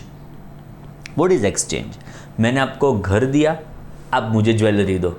रिवर्स करते हैं, मैंने आपको एक छोटी सी रिंग दी मेरी, आपने मुझे आपका घर दे दिया, तो वो क्या हो गया, एक्सचेंज। वो भी ट्रांसफर है, उसके ऊपर भी क्या इंपोज करेंगे, कैपिटल गेन। नेक्स्ट आएगा extinguishment of asset, sorry relinquishment of asset का मतलब मैंने असेट को छोड़ दिया, मैंने असेट को रिलिंग्विश कर दिया, मुझे अभी असेट नहीं चाहिए, मैंने उसको रास्ते में छोड़ दिया, तो अभी उसको क्या मानेंगे, ट्रांसफर। मतलब मैंने वॉलंटरी असेट को छोड़ दिया, मुझे नहीं चाहिए वो असेट, मैं भगवान का आदमी अभी हो गया, मुझे ये सब वो माया से पर हो जाना है, राग द्वेष से मुझे अलिप्त हो जाना है, तो मैंने असेट को छोड़ दिया। तो कहता है तो भी कैपिटल गेन तुम्हारा पीछा करेगा, आप कैपिटल गेन तो भरना ही पड़ेगा कंपल्सरीली। तो 3 चीज, first is sale, exchange, relinquishment of asset, asset को वॉलंटरी मैंने गिव अप कर दिया, तो भी उसके ऊपर कैपिटल गेन लगने वाला है फ्रेंड्स। नंबर 2 आएगा एक्सटिंग्विशमेंट ऑफ राइट देयरिन, मतलब समझो मेरे पास राइट शेयर्स है, समझने का ट्राई करें, मेरे पास राइट शेयर्स है, ओके ना, व्हाट इज राइट शेयर्स हमको पता है। सपोज मेरे पास 100 रिलायंस के शेयर थे, 100 रिलायंस के शेयर के बाद रिलायंस ने अनाउंस किया 1:1 का, मतलब मुझे रिलायंस एक ऑप्शन देती है कि मैं राइट शेयर रिलायंस से परचेस कर पाऊं, जो मार्केट वैल्यू से थोड़ा डिस्काउंट अवेलेबल होगा मुझे, ओके। तो ये राइट शेयर जो मेरे पास अवेलेबल, जो मेरे पास ओरिजिनल शेयर्स अवेलेबल थे, तो राइट शेयर परचेस करने का मेरे पास ऑप्शन अवेलेबल हुआ फ्रेंड्स, बट ये राइट मुझे एक्सरसाइज नहीं करना है, मुझे एग्जीक्यूट नहीं करना है, ये राइट मैंने आपको ट्रांसफर कर दिया।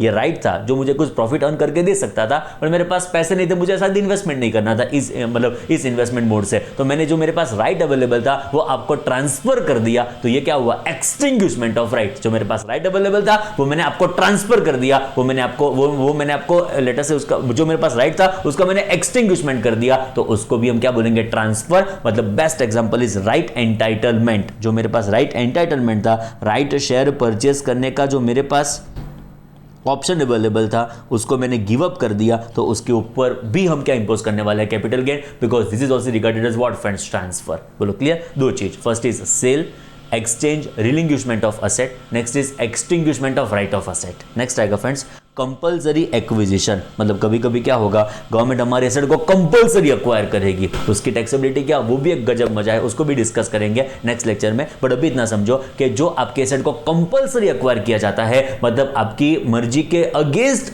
एक्वायर किया जाता है, तो वो सेल नहीं हुआ, सेल इज वॉलंटरी, आपने सेल किया, एक्सचेंज नहीं हुआ, ना आपने गिव अप कर दिया, ओके, ना आपका कोई राइट एंटाइटलमेंट था जो आपने किसी को ट्रांसफर करते हो, तो ये क्या हुआ, गवर्नमेंट ने आपके एसेट को कंपल्सरी एक्वायर किया, वो भी एक ट्रांसफर है, उसके ऊपर क्या इंपोज करने वाले हैं, कैपिटल गेन। मतलब मैंने बहुत जान लगा कि मैंने घर बनाया था, 500 करोड़ रुपए का इन्वेस्टमेंट करके मैंने घर बनाया था, गवर्नमेंट की इच्छा होती है वहां पे मेट्रो स्टेशन बना है एग्जांपल के तौर पे, तो गवर्नमेंट मेरा घर सॉरी कंपल्सरी एक्वायर करेगी, एंड वो कंपल्सरी एक्विजिशन को भी हम क्या मानने वाले हैं, ट्रांसफर। उसके ऊपर क्या लगने वाला है, बोलो, कैपिटल गेन। 3 पॉइंट हो गए, बोलने का स्टार्ट करो। First is sale, exchange, relinquishment of asset, next is extinguishment of right of asset, next is compulsory acquisition is also regarded as what friends, transfer.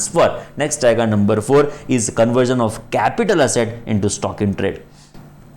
Friends देखो, मैंने सीए खत्म किया, उसके बाद मैंने क्या किया पता है, कोई ज्वेलरी परचेस की, सपोज मेरा फर्स्ट इनकम जो भी आया, सपोज मैंने कमाए एग्जांपल के तौर पे 5 करोड़, तो मैंने 5 करोड़ से कुछ ज्वेलरी परचेस कर ली। ओके, बाद में फ्रेंड्स मैंने सीए के तौर पे 10 साल एग्जांपल के तौर पे पढ़ाया, 15 साल पढ़ाया, 20 साल पढ़ाया। 20 साल के बाद मुझे इच्छा हुई कि पढ़ाना तो बरोबर अच्छा चल ही रहा है भगवान की कृपा से, बट लाग जरा ज्वेलरी शोरूम शुरू करते हैं, एक ज्वेलरी शॉप शुरू करते हैं। इतने सारे स्टूडेंट्स का डेटाबेस मेरे पास अवेलेबल है, सब 5-5 किलो भी परचेस करेंगे तो मुझे तो जल्दी पड़ जाएगा। तो 20 साल के बाद जो मैंने ज्वेलरी परचेस की थी जब मैंने सीए बना था, तब उसके 20 साल के बाद मैंने ज्वेलरी शोरूम शुरू किया। जैसे मैंने ज्वेलरी शोरूम किया, ज्वेलरी शोरूम जैसे मैंने शुरू किया, मुझे पहले किसकी याद आई? पहले मुझे याद आई वो ज्वेलरी की जो मैंने परचेस की थी। मैंने क्या बोला, मैंने आज तक वो यूज नहीं किया, एक काम करता हूं उसको मैं शॉप में ले जाता हूं। मैंने क्या सोचा, जो मैंने ज्वेलरी पहले परचेस की थी उसको मैं आज शॉप में ले जाता हूं, उसको बेच देता हूं। तो जो मैंने परचेस किया था ना, वो क्या था पता है फ्रेंड्स? Capital asset. जो मैंने असेट परचेस की थी it was what? Capital asset. And बाद में जो मैं उसको बेच रहा हूं वो क्या है? Stock in trade. Stock in trade capital asset नहीं है, समझ में आया? Stock in trade is excluded from the definition of capital asset. जो मैं बेच रहा हूं वो कैपिटल असेट नहीं है, जो मैंने परचेस किया था वो कैपिटल असेट है। तो एक ट्रांजैक्शन का, सॉरी एक ट्रांसफर का एक ट्रांजैक्शन हुआ, का मतलब मैंने ट्रांसफर की मेरी कैपिटल असेट को स्टॉक इन ट्रेड, बाद में उसको मैंने सेल किया as a stock in trade. तो ये जो कन्वर्जन का ट्रांजैक्शन हुआ, समझे आप? ये जो कन्वर्जन का ट्रांजैक्शन हुआ उसको भी हम क्या मानने वाले? ट्रांसफर। उसके ऊपर भी क्या बनना पड़ेगा? Capital gain. पर सब पैसा थोड़ी मिले, अरे चिंता ना करो, उसका पूरा इन डिटेल कैलकुलेशन है जो आज के लेक्चर में हम देखने वाले हैं। बट आप समझो, जो मैंने परचेज किया था वो कैपिटल असेट था, जो मैं ट्रांसफर करता हूं, जो मैं ट्रांजैक्शन करता हूं, जो मैं कन्वर्जन करता हूं into its stock in trade, उसको हम ट्रांसफर ट्रीट करेंगे। उसके ऊपर हम क्या इंपोज करने वाले हैं? कैपिटल के, मतलब conversion of capital asset into stock in trade is regarded as transfer. उसके ऊपर क्या इंपोज होगा? Capital gain. सर कैसे कैलकुलेशन होगा? थोड़ा इंतजारी ऐसी हो रही है क्या? थोड़ा अंदर क्यूरियोसिटी हो रही है सर, कैसे ये सब कैलकुलेशन करेंगे? मैंने बोला था ना, लव में पड़ जाओगे इस चैप्टर के ऐसे ऐसे प्रोविजन से, ऐसे ऐसे लॉजिक जो प्रैक्टिकल वर्ल्ड में हम देखते हैं ना, उसको यहां पे इंक्लूड किया गया है फ्रेंड्स। ऑब्वियसली उसके ऊपर में तो पढ़ने ही वाले हो फ्रेंड्स। चलो शुरू करते हैं। First, sale, exchange, relinquishment of asset, extinguishment of right of asset, compulsory acquisition, conversion of capital asset into stock in trade, उसको भी हम ट्रांसफर ट्रेड करेंगे। नेक्स्ट आएगा फ्रेंड्स जीरो कूपन बॉन्ड का maturity, maturity of zero coupon bond. जैसे zero coupon bond पहले भी explain किया, उसके लिए कितने नंबर ऑफ मंथ्स कंसीडर करेंगे? 12, 24 के 36, याद करो 12 वाले में 3 पॉइंट में लास्ट था। बोलो फर्स्ट पॉइंट क्या था? लिस्टेड सिक्योरिटी, याद आया ना? Second point was what? बोलो चलो फटाफट। First was listed security, second was what? Units of it was equity oriented mutual fund और units of UTI, third was what? zero coupon bond। Clear? तो इस 3 चीज के लिए हम क्या कंसीडर करेंगे? 12 मंथ्स। तो जो जीरो कूपन बॉन्ड का जब भी मतलब उसका रिडम्पशन होगा एट पार के प्रीमियम से होगा, उसको हम ट्रांसफर ट्रीट करेंगे। उसके ऊपर हम क्या इंपोज करने वाले हैं? Capital gain. उसका भी कैलकुलेशन है कि उसका पूरा कन्वर्जन कैसे ट्रीट करेंगे, और जब उसका रिडम्पशन होगा तब उसका जो भी डिस्काउंट का अपॉर्चनमेंट कैसे करेंगे, उसका भी हमारे पास कैलकुलेशन है। अब इतना समझो, जीरो कूपन बॉन्ड का मैच्योरिटी मतलब जीरो कूपन बॉन्ड का जो भी रिडम्पशन होगा उसको हम क्या ट्रीट करने वाले हैं? ट्रांसफर। उसके ऊपर हम क्या ट्रीट करने वाले? उसके ऊपर क्या इंपोज करने वाले हैं? Capital gain. 4 ट्रांजैक्शन, एक लास्ट बाकी रहेगा, मगर में फिट करते चलो 5 ट्रांजैक्शन हो गए। अरे बाप रे, 5 ट्रांजैक्शन। बोलो first, sale, exchange, relinquishment of asset. Number 2, extinguishment of right of asset. बाद में आएगा कंपल्सरी एक्विजिशन, बाद में आएगा conversion of capital asset into stock in trade, and last था it is redemption of zero coupon bond. Next आएगा friends हमारे वहां पे पोजेशन ऑफ इमूवेबल प्रॉपर्टी। उसके पहले सेक्शन 53 है of transfer of property act 1982, sorry 1882, अरे बाप रे बाप कितने सालों पहले की बात है। Possession of immovable property in consideration of part performance of contract refer to in section 53 capital है of transfer of property act 1882। अभी समझो फ्रेंड्स, देखो क्या हुआ, कौन सा ट्रांजेक्शन यहाँ पे कवर्ड है। फ्रेंड्स देखो, हमारे बीच में ट्रांजैक्शन नक्की हुआ है 5 लाख, और आप मुझे पे, मैं आपको प्रॉपर्टी बेचूंगा, आप मुझे पे करेंगे 1 करोड़ रुपए। ओके, आप मुझे पे कर देंगे 1 करोड़ रुपए, मैं आपको मेरे प्रॉपर्टी का पोजेशन आपके नाम पे डॉक्यूमेंट, मतलब आपके नाम पे पूरी प्रॉपर्टी कर दूंगा। बट हुआ क्या, पूरा आपने मुझे नहीं पे किया है कंसिडरेशन। समझने का ट्राई करो, पूरा आपने मुझे नहीं पे किया है consideration, you are making just part payment. Example के तौर पर आपने 70 लाख का पेमेंट मुझे कर दिया, सुनो केयरफुली, आपने मुझे 70 लाख रुपीस का पेमेंट कर दिया। ये 70 लाख रुपीस के सामने अल्टीमेटली 1 करोड़ रुपीस का मुझे पेमेंट करने वाले हो, पर 70 लाख रुपीस का आपने मुझे पेमेंट कर दिया, समझो बरोबर। एंड मैंने क्या कर दिया, मेरे प्रॉपर्टी का पोजीशन आपके नाम पे ट्रांसफर कर दिया, मेरे प्रॉपर्टी का पोजीशन मैंने आपको दे दिया कि ये लो चाबी, 30 लाख रुपए बाद में दे देना। तो फ्रेंड्स ये क्या होता है, पार्ट परफॉर्मेंस ऑफ कॉन्ट्रैक्ट। मुझे देना था आपको पोजेशन प्रॉपर्टी का, आपको देना था मुझे पैसा, आपको देना था मुझे 1 करोड़ रुपीस का पैसा, मुझे देना था आपको पोजेशन। तो हमने क्या किया, आपने पार्ट परफॉर्मेंस किया कॉन्ट्रैक्ट का 70 लाख रुपीस का आपने मुझे पेमेंट किया, मैंने आपको चाबी दी, आप लेने के लिए अभी आ सकते हो। दस्तावेज अभी हुआ नहीं है, बिकॉज जब आप मुझे फुल पेमेंट करोगे बाद में दस्तावेज करेंगे, तो लॉ ने क्या बोला, दस्तावेज बाद में करोगे, बाद में करो, हमको उससे फर्क नहीं पड़ता। It is part performance of contract, जो पूरे कॉन्ट्रैक्ट खत्म होना था वो शायद नहीं हुआ, इट इज पार्टली परफॉर्म, तो भी उसको हम ट्रांसफर ट्रीट करेंगे, उसके ऊपर क्या इंपोज करने वाले हैं, कैपिटल गेन। मतलब यहाँ पे पूरा जो कॉन्ट्रैक्ट है 1 करोड़ का पैसा पूरा मिले, बाद में मैं आपको पोजेशन दूं, बाद में दस्तावेज हो, ये पूरा कॉन्ट्रैक्ट खत्म नहीं हुआ, it is just partly perform by you, partly perform by me also. मैंने आपको दे दिया पोजेशन, दस्तावेज अभी मेरे साइड से बाकी है, आपने मुझे 70 लाख रुपीस का पेमेंट कर दिया, it is part performance of contract, it is also treated to be, मतलब it is also treated to be transfer. इसके ऊपर क्या इंपोज करने वाले हैं, कैपिटल गेन। मतलब दस्तावेज जब होगा तब तक उसको वेट नहीं करेंगे, दस्तावेज जब तक नहीं होगा तब तक कैपिटल गेन टैक्सेबिलिटी के लिए वेट नहीं करेंगे, अभी उसको हम कैपिटल गेन ट्रीट कर देंगे, अभी इस सेल में ट्रांसफर हो गया, and consequently will be subject to liable for what, capital gain. पता चला? अदरवाइज तो क्या होगा समझो, सपोज दस्तावेज हमने नहीं किया, मतलब जो भी स्टैंप ड्यूटी हमको पे करनी थी और जो भी हमको दस्तावेज करना था, सपोज हमने नहीं किया एग्जांपल के तौर पे, तो ये दस्तावेज नहीं करने से वो तो ट्रांसफर ड्यूटी नहीं होगा, ट्रांसफर ड्यूटी नहीं होगा तो कैपिटल गेन नहीं लगेगा। तो ने क्या बोला, ऐसा तुम कैपिटल गेन नहीं इंपोज करने की रीजन से ऐसा पार्ट परफॉर्मेंस करते हो, ऐसा नहीं होने देंगे। आप पार्ट परफॉर्मेंस करते हो कि फुल परफॉर्मेंस करते हो, फर्क नहीं, फुल परफॉर्मेंस करेंगे तो ऑब्वियसली दस्तावेज हो जाएगा, दस्तावेज हो जाएगा तो ट्रांसफर हो गया, बट यहाँ पे भले आपका दस्तावेज बाकी है, it is part performance of contract, 53A cover कर देता है, it is regarded as transfer. एक बात चेक करो, पोजेशन ऑफ इमूवेबल प्रॉपर्टी, मतलब मैंने आपको दे दिया इमूवेबल प्रॉपर्टी का possession in consideration of part performance of contract. 1 crore rupees देने तो आपने 70 लाख रुपीस दे दिए, मैंने आपको दे दिया possession, refer to in 53 of transfer of property act 1882, तो उसको भी हम ट्रांसफर डेट करेंगे। इसके ऊपर क्या इंपोज होने वाला है friends, capital gain. I think सब कुछ पता चल रहा है फ्रेंड्स, क्लियर? 6 पॉइंट जिसको हम ट्रांसफर डेट करने वाले हैं। फर्स्ट एक साथ बोलना पड़ेगा, मगज में फिट करते चलो पॉइंट्स को, 1 2 3 start. Sale, exchange, relinquishment of asset, extinguishment of right of asset, compulsory acquisition, conversion of capital asset into stock in trade, redemption of zero coupon bond and possession मैंने आपको दे दिया immovable property का under part performance of contract, it is transfer। उसके ऊपर क्या impose करने वाले हैं, capital gain funds। क्लियर? तो अभी चार्जिंग सेक्शन एकदम हमारे मन में क्लियर हो चुकी है। any profit or gain shall arise which is as a result of transfer of capital asset which is taxable under which head of income, capital gain in the year in which transfer took place. एक बार वापस exact words पढ़ने हो, almost exact ही बोला हूँ friends में, but तो भी exact words देखने हो तो एक बार देख लेते हैं charging section. Any profit and gains arising from transfer of capital asset, transfer हमारे मन में अभी क्लियर हो चुका है, इट इज 6 वेरियस ट्रांजेक्शंस जिसको हम ट्रांसफर ट्रीट करेंगे। लास्ट टाइम बोल देते बिकॉज अब हमारे पास रेफरेंस नहीं है, चलो ट्राई करते हैं। Sale, exchange, relinquishment of asset, extinguishment of right of asset, compulsory acquisition, conversion of capital asset into stock in trade, redemption of zero coupon bond, transferring possession of immovable property under part performance of contract. Next आएगा capital asset जो हमारे मन में एकदम clear हो चुका है now. Next आएगा डिस्ट्रीब्यूटेड एज कैपिटल, मतलब this shall be chargeable, this profit and gain shall be chargeable under head capital gain and in the year in which transfer took place and not the year, generally not the year in which you are receiving consideration, it is the year in which transfer took place. Clear? तो हमारे मन में ये सब clear है in relation to capital asset as well as what friends, transfer.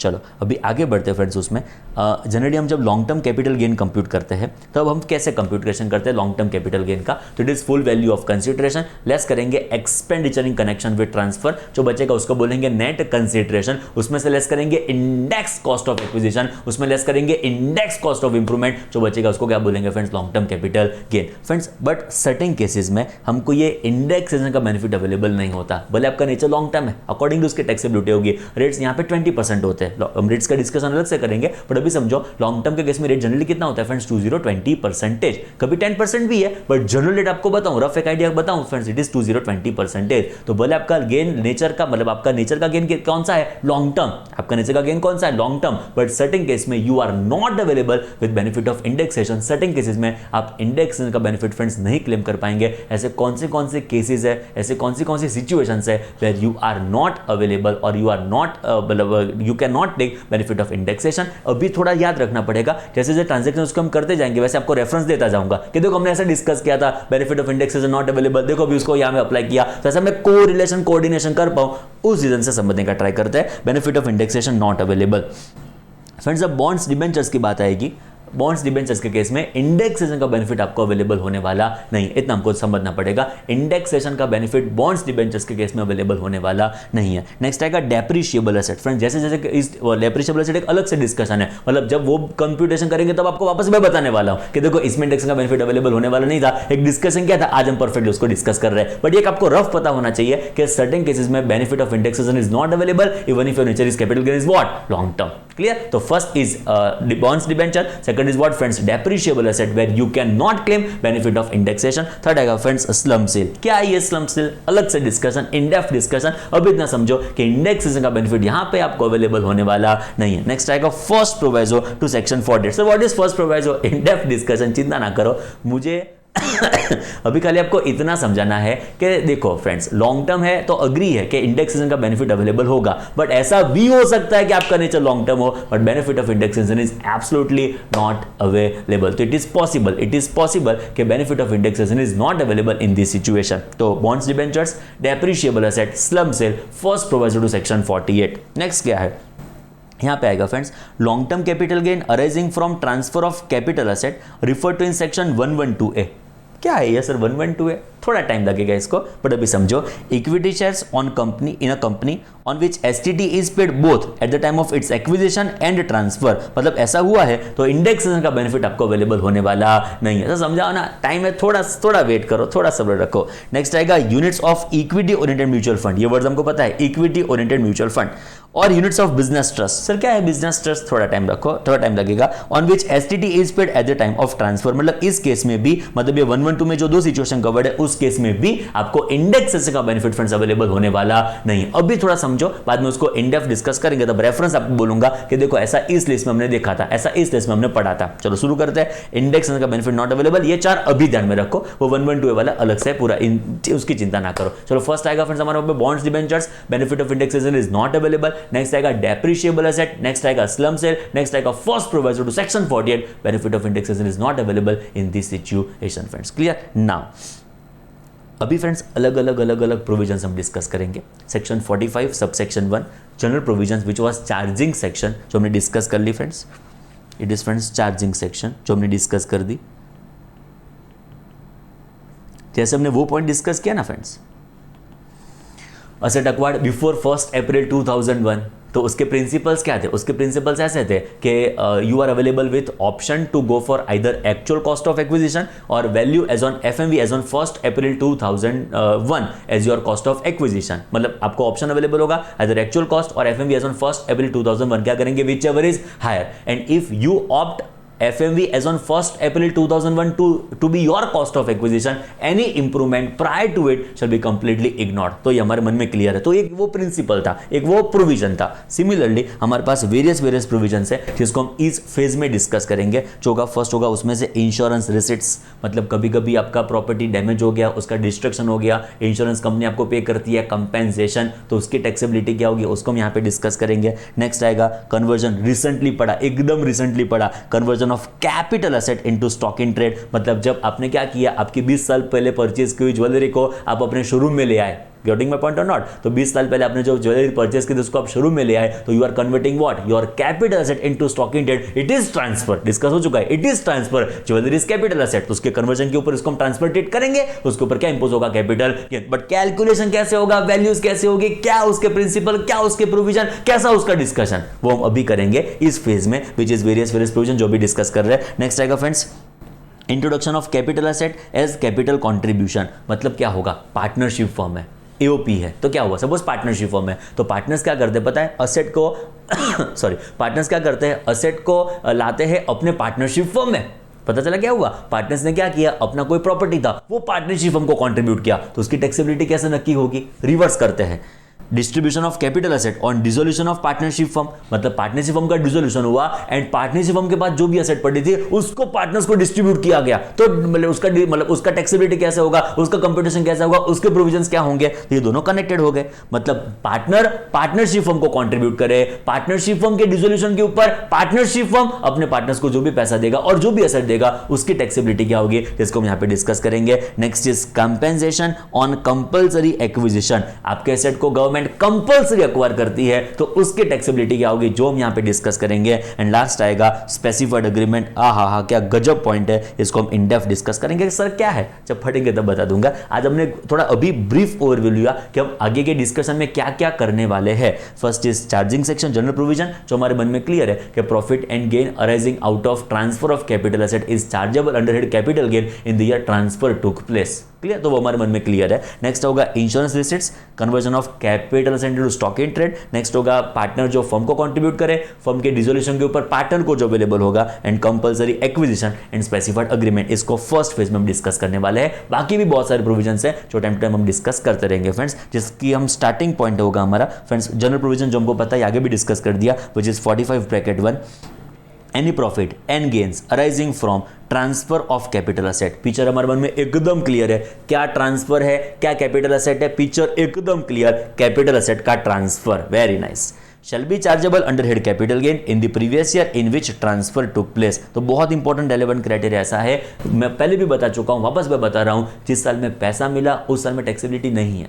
जिस साल में आपका ट्रांसफर हुआ है, आपका मतलब कैपिटल एसेट का ट्रांसफर हुआ है, उस साल में उसकी टैक्सेबिलिटी आने वाली है। तो ये हमको पहले से पता है, ये चार्जिंग सेक्शन जो हमने ऑलरेडी डिस्कस कर दी थी फ्रेंड्स। नेक्स्ट आएगा जो अभी का important very very very important discussion है, is conversion of capital asset into stock in trade, which is section 45(2) conversion of capital asset into stock in trade.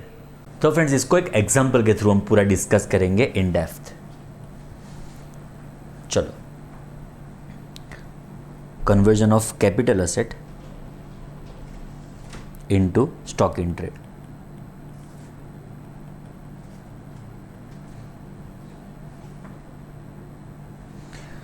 Suppose friends आपने jewellery purchase की, बरोबर समझना friends example को। कौन सा example हुआ ये हमारा नंबर 4 एग्जांपल। कंसेप्चुअल बहुत इंपॉर्टेंट फ्रेंड्स।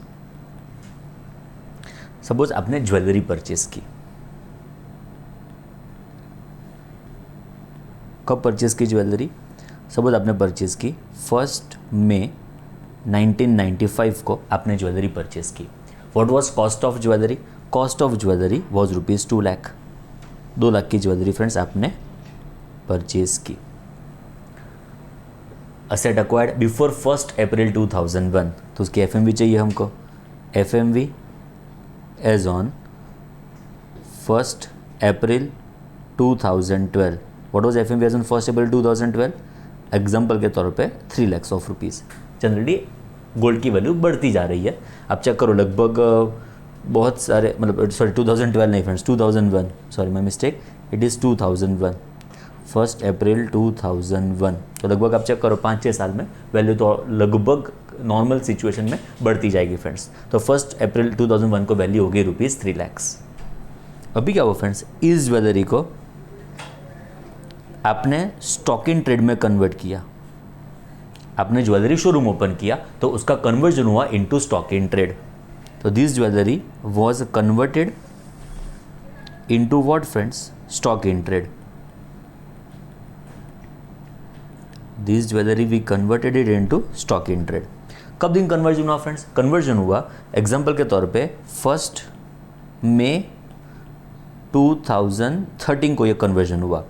1 मई 2013 को ये कन्वर्ट हो गई हमारी capital asset into stock in trade. आपके पास जो ज्वेलरी थी फ्रेंड्स, वो आप ज्वेलरी शोरूम में ले आए फ्रेंड्स। जब आपने उसको कन्वर्ट किया ना फ्रेंड्स, तब उसकी FMV थी। FMV as on 1 May 2013। FMV as on 1 May 2013। What was its FMV? जो दिन आपने उसको कन्वर्ट किया उसकी FMV हो चुकी थी फ्रेंड्स 4,50,000 रुपीज़। 450 उसकी FMV थी। एंड फाइनली आपने स्टॉक इन ट्रेड को सेल किया। Sale of stock in trade, जो आपकी ज्वेलरी थी अभी आपका स्टॉक इन ट्रेड हो चुका था, बिकॉज आपका ज्वेलरी शोरूम ओपन हो चुका था, तो वो आपने फाइनली सेल कर दी स्टॉक इन ट्रेड। कब सेल किया फ्रेंड्स? तो आपने उसको सेल किया एग्जांपल के तौर पे 1 मई 2019 को आपने उसको सेल किया ₹9 lakhs में। बोलो, ट्रांजेक्शन हमारे मन में एकदम क्लियर हो चुका है। आपने ज्वेलरी परचेज की, एकदम बेसिक एग्जांपल है, बहुत मायने रखता है, एकदम इंपॉर्टेंट ध्यान देना फ्रेंड्स। ज्वेलरी आपका परचेज हुआ है 2 लाख रुपए का 1995 में। इट वाज 1 मई 1995, मतलब अब ईयर चेक करो तो it is friends which year? It is 95 96। Asset is acquired before 1 April 2001, तो उसका हमको एफएमवी चाहिए बिकॉज उसका कॉस्ट हम जब भी कंप्यूट करेंगे उसका इंडेक्सेशन, तब हमारे पास ऑप्शन अवेलेबल होगा इधर ओरिजिनल कॉस्ट और एफएमवी एज ऑन 1 अप्रैल 2001 क्या करेंगे, विच एवर इज हायर। तो फ्रेंड्स 1 अप्रैल 2001 की एफएमवी कितनी हमारे पास अवेलेबल है, 3 lakhs। यही ज्वेलरी को आपने स्टॉक इन ट्रेड में कन्वर्ट किया, आप ज्वेलरी शोरूम में लेके आए। कब आप ज्वेलरी शोरूम में लेके आए, इट इज फ्रेंड्स 1 मई 2013 को आप उसको ज्वेलरी शोरूम में लेके आ गए फ्रेंड्स। जब आपने उसको ज्वेलरी शोरूम में लाया तब उसकी एफएमवी कितनी थी, एफएमवी वाज लेट अस से 4,50,000 ऑफ रुपीज फ्रेंड्स, एंड उसको आपने फाइनली सेल कर दिया as stock in trade. Stock in trade में आपने उसको जब सेल किया तब उसका 9 lakhs उसका वैल्यू आया, एंड वो सेल हुआ था 1 मई 2019 को। मतलब ये ईयर कौन सा होगा फ्रेंड्स, 1920। कन्वर्जन का ईयर कौन सा है, इट इज 1314। बोलो क्लियर। तो इस ट्रांजैक्शन को हमारे मन में अलग अलग एलिमेंट्स को हम अलग मेथड से क्लियर करते जाएंगे friends. First and foremost answer friends, year of taxability is first and foremost answer. कौन से ईयर में उसको हम टैक्सेबल करेंगे, first question for this transaction for this nature of provisions, या कौन से ईयर में उसकी टैक्सेबिलिटी आएगी। तो फ्रेंड्स लॉ क्या सोचता है, जो साल में आपका ज्वेलरी मतलब capital asset stock in trade में कन्वर्ट हुआ, बहुत इंपॉर्टेंट डिस्कशन शुरू हो रहा है, एकदम इंपॉर्टेंट है, एकदम सख्त याद। तो फ्रेंड्स हमारा ज्वेलरी जो दिन स्टॉक इन ट्रेड में कन्वर्ट हुआ, तो we are converting our capital asset into stock in trade. तो फ्रेंड्स क्या उस साल में आपके पास, आपने कन्वर्ट किया था आपके ज्वेलरी को स्टॉक इन ट्रेड में, तो क्या उस साल आपके पास पैसे आए, घर की ज्वेलरी थी शुरू में लाके खाली आप उसको रख देते हो, तो क्या उस साल में आपके पास पैसे आए ना। सब आपको ऐसा बोला जाता है कि आप उसके ऊपर उस साल में कैपिटल गेन भरो, तो क्या आपकी ताकत है, आप फाइनेंशियल बात हो रही है, क्या आपकी फाइनेंशियल ताकत है तब उसके ऊपर कैपिटल गेन पे करो, एब्सोल्युटली ना। क्यों, बिकॉज ये तो खाली घर का जो हमारे पास ज्वेलरी पड़ा था वो हम खाली शोरूम में लेके आ गए, एक्चुअल उसका सेल नहीं हुआ है। जो एक्चुअल उसका सेल नहीं हुआ है तो मेरे पास उसके पैसे नहीं आए, तो मेरे पास उसके पैसे नहीं आए तो गवर्नमेंट शुड नॉट एक्सपेक्ट कि उसका मैं कैपिटल गेन अभी भरूं। हाँ मैं भरूंगा कैपिटल गेन, ऐसा नहीं मैं नहीं भरूंगा, मैं उसके ऊपर कैपिटल गेन भरूंगा, but not in the year of conversion, because conversion में मेरे पास पैसे नहीं आते हैं। हाँ जब स्टॉक सेल होगा तब मेरे पास पैसे आएंगे, जब स्टॉक सेल होगा तब मेरे पास पैसे आएंगे। हाँ तब आप मुझसे लेटर से ये पर्टिकुलर कैपिटल गेन कलेक्ट कर लो, मैं भर दूंगा, मैं भरने के लिए रेडी हूं, but not in the year of conversion please. But sir transfer conversion year में हुआ है, अरे भले ट्रांसफर कन्वर्जन में ईयर में हुआ है, पर मेरे पास एक्चुअली जेन्युइनली पैसे नहीं आए, मैं कैसे जाके उसके ऊपर कैपिटल गेन टैक्स पे करूं। समझ में आया जो मैं कहना चाहता हूं। तो लॉ ने यहां पे क्या बोला कि हम समझते हैं आपकी जेन्युइन सिचुएशन को, समझते हैं कि यहाँ पे year of taxability, year of conversion नहीं होना चाहिए, ईयर ऑफ टैक्सेबिलिटी क्या होना चाहिए, year of sale of stock in trade, because उस साल में मेरे पास पैसे आएंगे, एंड जो पैसे आएंगे तो मैं भरने के लिए लायक हो जाऊंगा, what friends, capital gain. So हमारा फर्स्ट प्रिंसिपल बनता है, एकदम ध्यान से, what is first principle, year of taxability. बोलो which should be my year of taxability, year of conversion of capital asset into stock in trade के year of sale of stock in trade. तो it is year of sale of stock in trade. क्यों, एकदम logical है, conversion में मेरे पास पैसे नहीं आएंगे, मैं जब असेट को सेल करूंगा, मैं स्टॉक को जब सेल करूंगा तब मेरे पास पैसे आएंगे, एंड जब मेरे पास पैसे मैं भरने के लिए लायक हो जाऊंगा, क्या, कैपिटल गेन। ओके, तो year of taxability is year of sale of stock in trade. तो जिस साल में फ्रेंड्स मैं ये स्टॉक को सेल करूंगा उस साल में उसकी टैक्सेबिलिटी आनी चाहिए, not in the year of conversion, but it must be in the year of sale of stock in trade. Clear. तो फ्रेंड्स बेसिक हम ऐसी डिस्कशन करेंगे कि हमारा कैपिटल गेन कौन से ईयर में हम कंप्यूट करेंगे। तो हमारा कैपिटल गेन का कैलकुलेशन होगा in previous year 1920 and not previous year 1314। 1314 में कन्वर्जन भले हो गया हो बट उस साल में हम नहीं पे कर पाएंगे कैपिटल गेन। हमारा year of sale of stock in trade कौन से ईयर में है, 1920। तो 1920 will be the year in which I will be computing what friends, capital gain. Very good.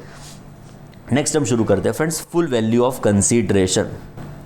Friends what is my full value of consideration, जो पैसा मुझे मिला है वो मेरा full value of consideration. Friends आप चेक करो, ये 9 लाख जो रुपीज आपको मिले हैं वो तो स्टॉक सेल करने के मिले हैं। बहुत बेसिक एग्जांपल है बट फंडामेंटल एकदम जबरदस्त क्लियर हो जाएंगे।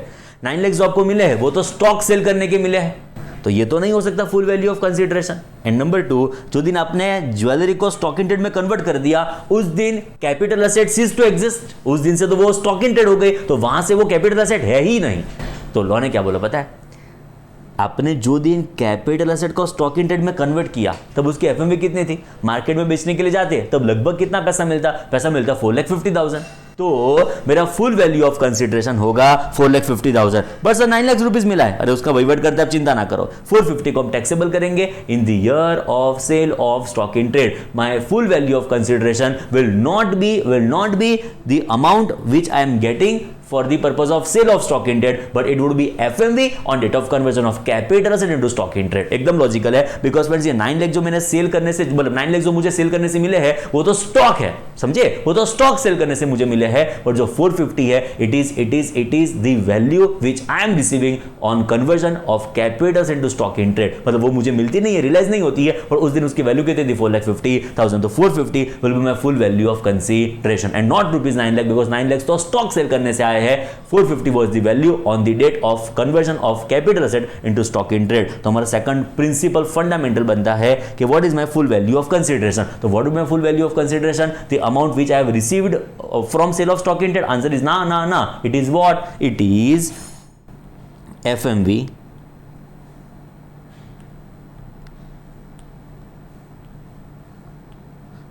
it is friends FMV as on date of conversion of capital asset into stock in trade। मतलब जो दिन मैंने कैपिटल असेट को स्टॉक इन ट्रेड में कन्वर्ट किया उस दिन की एफएमवी मेरा क्या बन जाएगा? Full value of consideration. चलो फंडामेंटल प्रिंसिपल नंबर 1, पहले फंडामेंटल ऐसी बात कर लेते हैं। Whether conversion of capital asset into stock in trade is transfer, absolutely yes. उसको ट्रांसफर की डेफिनेशन में स्पेसिफिकली इंक्लूड किया कि any conversion of capital asset into stock in trade is regarded as transfer, उसको ट्रांसफर डेट करना पड़ेगा। Point number 2, what is the year in which this capital gain shall be taxable? तो it is taxable not in the year of conversion, it is taxable in the year of sale of stock in trade। What will be full value of consideration? The amount which I am receiving is rupees 9 lakh in our example, cannot be our full value of consideration because वो तो stock in trade sale करने से हमको मिला है। हमको consider करना पड़ेगा FMV on the date of conversion should become what? our full value of consideration। चलो next आगे बढ़ते हैं। Whether any expenditure is there in connection with transfer? Answer is ना, no expenditure is there in connection with transfer। So expenditure में मैं लिख दूंगा nil। ये आ जाएगा मेरा नेट कंसीडरेशन, ये कितना आ जाएगा? ₹4,50,000। It friends our net consideration. अभी बात आएगी friends long term short term decide करने की। असेट लॉन्ग टर्म है क्या शॉर्ट टर्म है, उसको बोलेंगे nature of capital gain, long term asset के शॉर्ट टर्म असेट। मैंने असेट परचेस की थी फ्रेंड्स 95-96 में, फाइनली उसका sale as a stock in trade कब होता है? It is 1920। बट जो सेल होता है वो तो स्टॉक इन ट्रेड है, it is not a capital asset. Stock in trade is not capital asset. तो friends year of conversion is what? 13-14। So law ने क्या बोला? पीरियड ऑफ होल्डिंग, मतलब to determine nature of capital gain as to ये short term है कि long term है, आप कौन सी पीरियड को कंपेयर करेंगे? देखो परचेस पीरियड फिक्स है, यहां से पीरियड शुरू होगा वो नक्की है, मतलब डेट हमारी 1 मई 1995 होगी वो फिक्स है, मतलब डेट ऑफ एक्विजिशन से हमारा पीरियड ऑफ होल्डिंग शुरू होगा वो एकदम कंफर्म है, एकदम नक्की है। ऐसे लॉन्ग टर्म है कि शॉर्ट टर्म है कैसे नक्की करेंगे? तो यहां से हमारी डेट शुरू होगी एक्विजिशन की डेट से, वो नक्की है, बट खत्म कब होगी? कंपेरिजन के लिए एंड भी तो करना पड़ेगा ना, तो खत्म कब होगी? लोग कहता है ये जो आप कर रहे हो ना सेल, वो तो स्टॉक इन ट्रेड है, सबका पीरियड ऑफ होल्डिंग यहां पे खत्म नहीं होगा, आपका पीरियड ऑफ होल्डिंग कहां पे खत्म होगा? इट इज 1 मई 2013, मतलब 13-14 जो ईयर था हमारा, 1 मई 2013 को हमारा पीरियड ऑफ होल्डिंग खत्म होने वाला है। मतलब to determine nature of capital asset as to ये शॉर्ट टर्म है कि लॉन्ग टर्म है, हम कौन से पीरियड को कंपेयर करेंगे? हम कंपेयर करेंगे डेट ऑफ एक्विजिशन से लेके date of conversion.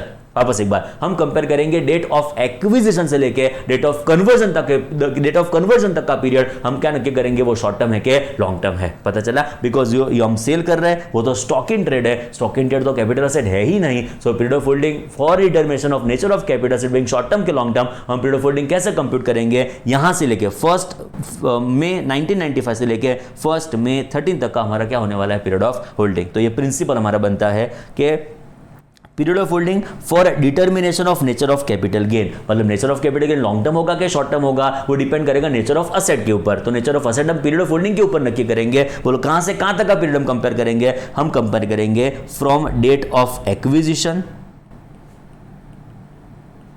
Of capital asset to, मतलब जो दिन हमने असेट को अक्वायर किया उस दिन से लेके कहां तक? उस दिन से लेके date of conversion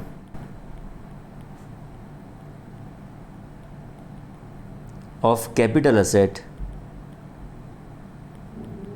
into stock in trade. बोलो पता चला। तो जो दिन मैंने उसको परचेस किया एंड जो दिन मैं उसको कन्वर्ट करता हूं उस पीरियड को मुझे कंपेयर करके नक्की करना है ये एसेट लॉन्ग टर्म होगी कि शॉर्ट टर्म होगी। चलो हमारे एग्जांपल में देखते हैं ये एसेट लॉन्ग टर्म है क्या शॉर्ट टर्म है। फर्स्ट में 1995 को परचेस किया था, कन्वर्ट कब कर रहा हूं, फर्स्ट में 13 को कन्वर्ट कर रहा हूं। Obviously it exceeds what 36 months. जल्दी के लिए कितना कंसिडर करना पड़ेगा, ये अदर कैपिटल सेट में आ जाएगा, हमको कंसिडर करना पड़ेगा 36 मंथ्स। 36 का मतलब क्या हो गया, ये एक्सीडिंग 36 मंथ्स हो गया। तो it is what friends long term capital gain. जो लॉन्ग टर्म कैपिटल गेन हो गया तो हम यहां से लेस क्या करेंगे, हम जो लेस करेंगे वो होगा इंडेक्स्ड कॉस्ट ऑफ एक्विजिशन। हम जो लेस करने वाले हैं वो होगा friends index cost of acquisition. यहाँ पे एसेट्स को इंप्रूवमेंट जैसा है नहीं, सो जो बचा उसको बोलेंगे long term capital gain, negative आएगा तो लॉस। बोलो क्लियर, डन। चलो अभी इंडेक्सेशन कर लेते हैं फ्रेंड्स। जब इंडेक्सेशन की बात आएगी बहुत इंपॉर्टेंट ध्यान में रखना है, index cost of acquisition is what is friends cost of acquisition. अभी आप चेक करो whether asset was acquired before 1 April 2001, absolutely yes, asset was acquired before 1 April 2001, so I do have option to go for what, either my actual cost to be my cost of acquisition और FMV as on 1 April 2001 to be what my cost of acquisition. हम generally क्या follow करेंगे, whichever is higher. तो हमारे case में what is my actual cost of acquisition is ₹2 lakh, but FMV उससे ज्यादा है विच इज 3 लाख, तो हम वो फॉलो करेंगे। मीनिंग देयर बाय मेरा इंडेक्स कॉस्ट ऑफ एक्विजिशन हो जाएगा cost of acquisition which is FMV as on 1 April 2001 to be my cost of acquisition. I think ये हमको पता है, आगे डिस्कशन कर चुके हैं। Multiplied by transfer year index number which is my transfer year index number. गजब point transfer year index number. Friends देखो टैक्सेबिलिटी 1920 में आई है which is not the transfer year. समझे आप, बहुत इंपॉर्टेंट है। It is the year in which asset is sold, meaning thereby, सुनना केयरफुली, मीनिंग देयर बाय इस दिन को, सो बहुत इंपॉर्टेंट, मीनिंग देयर बाय इस दिन को खाली टैक्सेबिलिटी है। It is not the year in which transfer took place. Transfer तो कौन से ईयर में होता है, ट्रांसफर तो इस ईयर में होता है जो दिन मैंने कैपिटल एसेट को स्टॉक इन ट्रेड में कन्वर्ट किया।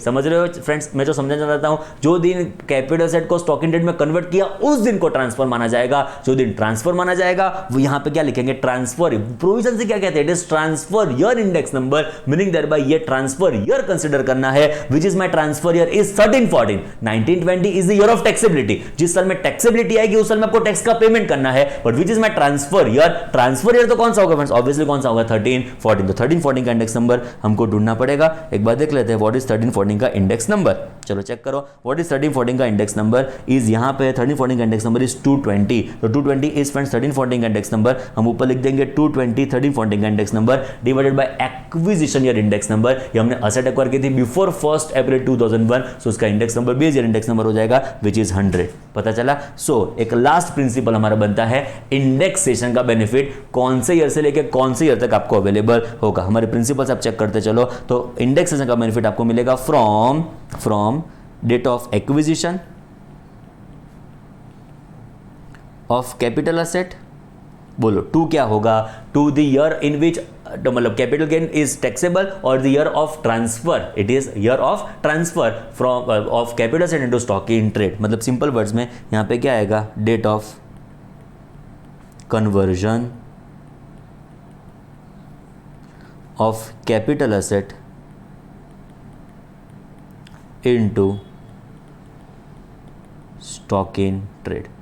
बोलो clear. In short period of holding भी कहां से नक्की करना पड़ेगा, एक्चुअल परचेस से लेकर कन्वर्जन तक। इंडेक्सेशन का बेनिफिट भी आपको कहां से कहां तक अवेलेबल होगा, परचेस से लेकर कन्वर्जन तक। I think fully everything is clear. एक बार फास्टेस्ट रिकैप्चुलेशन कर लेते हैं। Year of taxability is year, पहले एक बेसिक बात डिस्कस कर लेंगे, whether conversion of capital asset into stock in trade is transfer. Absolutely yes, it is regarded as transfer, it is transfer. Next question आएगा, year of taxability is year in which capital asset is year in which stock in trade is sold. It is not the year in which asset is converted into stock in trade, it is the year in which मतलब stock in trade is sold, उस ईयर में taxability आएगी। Next question आएगा friends, full value of consideration. FVC मेरा क्या होगा, FVC मेरा होगा FMV as on the date of conversion of asset into stock in trade. Next आएगा friends period of holding. Period of holding हम नक्की करेंगे परचेस से लेके कन्वर्जन तक। हमारा इंडेक्सेशन का बेनिफिट भी कहां से कहां तक अवेलेबल होगा, परचेस से लेके कन्वर्जन तक। बोलो क्लियर। तो ये हमारा इंडेक्सेशन का बेनिफिट हमने क्लेम कर दिया परचेस से लेकर कन्वर्जन तक, नॉट दी परचेस से लेके उसका स्टॉक इन ट्रेड का सेल तक। तो उसको हम कन्वर्ट कर देंगे into index cost of acquisition, तो कितना होगा फ्रेंड्स हमारा index cost of acquisition, it would B 3 lakhs of rupees into 220 divided by 100, मैंने बाय कितना आएगा, it would B 6,60,000 is our what friends, index cost of acquisition. Friends उसको हम यहाँ से लेस कर देंगे, which is index cost of acquisition 6,60,000, ये हमारा लॉस हुआ है, हमारे एग्जाम्पल में पहली बार लॉस आया फ्रेंड्स, इट इज 4,50,000 माइनस 6,60,000, 210 का हमको क्या होने वाला है, लॉस, जिसको हम सेट ऑफ कर सकते हैं। एक पूरा चैप्टर डिस्कस करेंगे which is set of and carry forward of losses, तो ये लॉसेस को किसके सामने सेट ऑफ कर सकते हैं उसका डिस्कशन वहाँ पे होगा, शायद आपने वो चैप्टर पहले देख लिया होगा कभी। तो ये लॉन्ग टर्म लॉस है, ये लॉन्ग टर्म लॉस है, खाली लॉन्ग टर्म के सामने ही, लॉन्ग टर्म कैपिटल गेन के सामने ही सेट ऑफ होगा, और कोई लॉस के सामने उसको हम सेट ऑफ कर सकते नहीं है फ्रेंड्स, बोलो क्लियर, ये मेरा लॉस हो गया which is long term capital of rupees 2,10,000। चलो एक बहुत इंपॉर्टेंट डिस्कशन कर लेते हैं, पीजीबीपी। फ्रेंड्स जिस साल में आपने स्टॉक को सेल किया है, बरोबर समझना, जिस साल में फ्रेंड्स आपने स्टॉक को सेल किया है उस साल में हेड पीजीबीपी भी अट्रैक्ट होगा, बिकॉज आपने स्टॉक इन ट्रेड को सेल किया है। स्टॉक इन ट्रेड को सेल किया रुपीज हाउ मच में, इट इज रुपीज 9 लाख, तो जिस साल में आपने उसको सेल किया उस साल में हेड पीजीबीपी में भी उसकी टैक्सेबिलिटी आने वाली है। तो पीजीबीपी हेड में टैक्सेबिलिटी आएगी इन विच ईयर, वापस एक बार प्रीवियस ईयर कौन सा होगा friends, 1920, it is year of sale of stock in trade, जिस साल में आपने स्टॉक इन ट्रेड को सेल किया उस साल में उसकी टैक्सेबिलिटी आने वाली है। तो ये मेरा सेल्स प्राइस कितना है, मेरा sales price it is friends rupees 9 lakh, 9 lakhs में उसको मैंने सेल किया था, ये मेरा सेल प्राइस हो गया, एंड लेस करेंगे उसका कॉस्ट ऑफ एक्विजिशन। फ्रेंड्स उसका जो कॉस्ट ऑफ एक्विजिशन होगा वो cost of acquisition original cost नहीं होगी जिसमें मैंने उसको अक्वायर किया था, which is rupees 2 lakh, because 2 lakh से लेके आप चेक करो 450 तक, 2 लाख से लेकर 450 तक तो मैंने उसके ऊपर क्या पे कर दिया, कैपिटल गेन। 2 लाख से लेकर 450 तक तो मैंने उसके ऊपर कैपिटल गेन पे कर दिया, एंड 450 से लेकर 9 लाख तक मैं उसके ऊपर क्या पे करूंगा, बिजनेस इनकम। तो मतलब सिंपल वर्ड्स में यहाँ से जो मैं लेस करूंगा वो कितना लेस करूंगा, 4,50,000, बिकॉज 450 को मैंने कैपिटल गेन पर्पस के लिए यहां पे कंसीडर किया है फ्रेंड्स, क्लियर। तो मेरा कॉस्ट कितना होगा, जो ओरिजिनल कॉस्ट होगा वो मेरा कॉस्ट नहीं होगा, यहां पे जो एफएमवी होगी as on the date of conversion वो मेरी कॉस्ट होने वाली है, व्हिच इज 4,50,000। जो बैलेंस बचेगा उसको हम बोलेंगे बिजनेस इनकम पीजीबीपी, जो कितना हो गया फ्रेंड्स 4,50,000। बोलो क्लियर। एक छोटा सा डाउट मन में ऐसा आता है, बता ही देता हूं friends, set of carry for chapter का यहाँ पे थोड़ा रेफरेंस आता है तो इंक्लूड कर देता हूं, भले शायद आपने वो लेक्चर शायद ना देखा हो, ऐसी पॉसिबिलिटी है। तो मेरे क्वेश्चन क्या है, ये 210 है, वो यहाँ पे सेट ऑफ करने के बाद ही मैं जीटीआई कंप्यूट करूँ, आंसर इज ना, ये लॉन्ग टर्म लॉस है, लॉन्ग टर्म गेन के सामने ही सेट ऑफ होगा और कोई गेन के सामने उसको हम सेट ऑफ कर सकते नहीं है फ्रेंड्स, इतना हमको ध्यान रखना है। ये हमारा हो गया पीजीबीपी इनकम। तो हमारे प्रिंसिपल में आगे बढ़ेंगे फ्रेंड्स हम, ये हमारा हो गया प्रिंसिपल्स फॉर कैपिटल गेन, हम डिस्कस करेंगे टैक्सेबिलिटी ऑफ बिजनेस इनकम। हमारा जो भी सेल्स प्राइस होगा, सुना केयरफुली, हमारा जो भी सेल्स होगा वो यहाँ पे लिख देंगे एक्चुअल सेल प्राइस, जिसमें मतलब जिस प्राइस पे हमने स्टॉक इन ट्रेड को सेल किया, तो एक्चुअल सेल्स प्राइस माइनस हम लेस करेंगे क्या friends, cost of acquisition. What would be my cost of acquisition for the purpose of head PGBP, it would not be the original cost, because original cost से लेकर conversion का तो हमने क्या compute कर दिया, कैपिटल गेन। तो ये कॉस्ट ऑफ एक्विजिशन कितना होगा, it is FMV of capital asset as on date of conversion. जो बैलेंस बचेगा वो क्या होगा, हमारा income under head PGBP. Hopefully everything is crystal clear to us friends ना, ओके। तो देखो समरी जैसा बनाना हो तो हम बना सकते हैं फ्रेंड्स ऐसा, देखो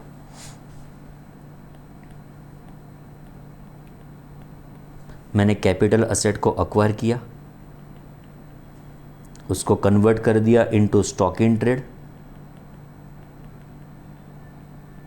फाइनली कन्वर्जन के बाद उसको मैंने क्या कर दिया, सेल। जो दिन मैंने उसको कन्वर्ट किया,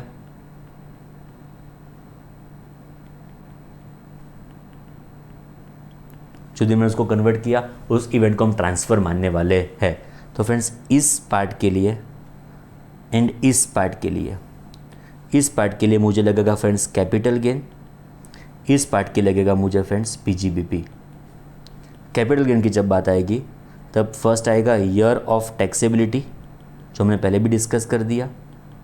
ईयर ऑफ टैक्सेबिलिटी, बोलो क्या होगा ईयर ऑफ, वापस बार नहीं लिख रहा हूँ मैं, बट आप समझ लो ईयर ऑफ टैक्सेबिलिटी क्या होगी। ईयर ऑफ टैक्सेबिलिटी होगी year of sale of stock in trade, मतलब जिस समय मैंने ये स्टॉक इन ट्रेड को सेल किया वो मेरा ईयर ऑफ टैक्सेबिलिटी होने वाली है। नेक्स्ट आएगा मेरा full value of consideration. What is my full value of consideration is friends, इस दिन जो मेरी एफएमवी होगी, इस दिन जो मेरी FMV होगी वो FMV मेरी क्या हो जाएगी friends, full value of consideration. उसमें से हम लेस करेंगे expenditure in connection with transfer, कोई भी ट्रांसफर का खर्चा होगा उसको हम यहाँ से लेस कर देंगे, जो बचेगा वो मेरा होगा नेट कंसीडरेशन, माइनस करेंगे इंडेक्स कॉस्ट और cost of acquisition, as the case में भी डिपेंडिंग अपॉन लॉन्ग टर्म है कि शॉर्ट टर्म है। ओके, अभी समझो ये लॉन्ग टर्म शॉर्ट टर्म नक्की करने के लिए मैं कौन सी पीरियड को कंपेयर करूंगा, हम पीरियड कंप्यूट करेंगे ये पीरियड फ्रेंड्स जो ओरिजिनल हमारा कैपिटल गेन का है, मतलब ये पीरियड कंसीडर करेंगे असेट का एक्विजिशन से लेके असेट का कन्वर्जन। तो ये अकॉर्डिंगली मेरा लॉन्ग टर्म शॉर्ट टर्म नक्की होगा एंड अकॉर्डिंगली जो मेरा इंडेक्स होगा कि नॉर्मल होगा उसके ऊपर डिपेंड करेगा, जो बचेगा वो मेरा क्या होगा शॉर्ट टर्म के long term capital gain and like ऐसे नेगेटिव आएगा तो क्या कंसीडर करेंगे उसको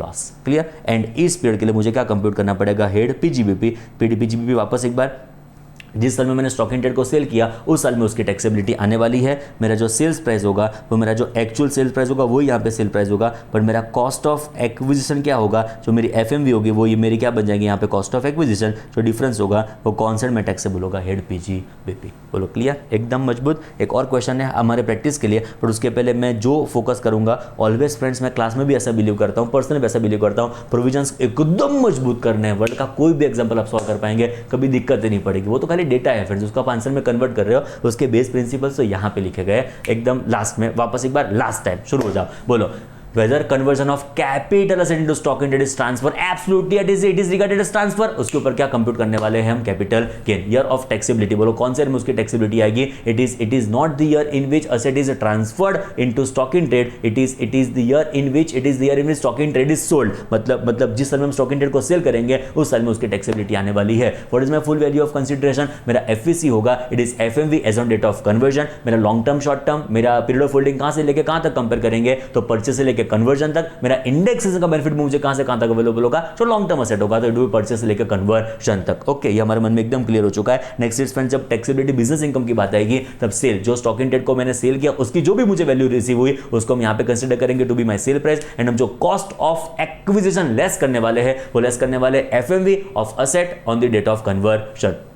FMV लेस कर दिया, जो बैलेंस बचेगा वो मेरे क्या होगा friends, income under head PGBP। Clear. तो ये एक प्रोविजन हमने डिस्कस की है in relation to conversion of capital asset into stock in trade. इसके पहले जो डिस्कशन था वो फर्स्ट ओरिजिनल डिस्कशन था हमारा asset acquired before 1 April 2001। Next discussion था it is in relation to conversion of capital asset into stock in trade. तो friends, इस लेक्चर का कंक्लूजन ऐसा था, हमने डिस्कस किया था, पहले ब्रीफ रिवीजन किया in relation to chargeability under head capital gain, बाद में मीनिंग ऑफ कैपिटल असेट, आज तो हमने वो भी देख लिया, what is meaning of transfer में जो एलिमेंट्स थे वो भी डिस्कस कर दिए। एक बार बोलना हो तो बोल दो फास्ट है, चलो फटाफट। Sale, exchange, relinquishment of asset, extinguishment of right of asset, compulsory acquisition, conversion of capital asset into stock in trade, redemption of zero coupon bond and possession का मैंने ट्रांसफर किया इमूवेबल प्रॉपर्टी का under part performance of contract. Friends clear, ये था transfer की definition. बाद में दो बहुत फंडामेंटल प्रिंसिपल्स हमने डिस्कस किया कैपिटल गेन के, which is asset acquired before 1 April 2001 and let us से conversion of capital asset into stock in trade. Friends, आज के लेक्चर के लिए हम यहां तक रखते हैं, फर्दर लेक्चर में डिस्कस करेंगे। इसका एक और एक एग्जांपल है कन्वर्जन का, उसको हम डिस्कस करेंगे। आगे कोई और फंडामेंटल प्रिंसिपल्स है कैपिटल गेन के, उसको हम टाइम टू टाइम डिस्कस करते जाएंगे। Friends, thank you so much.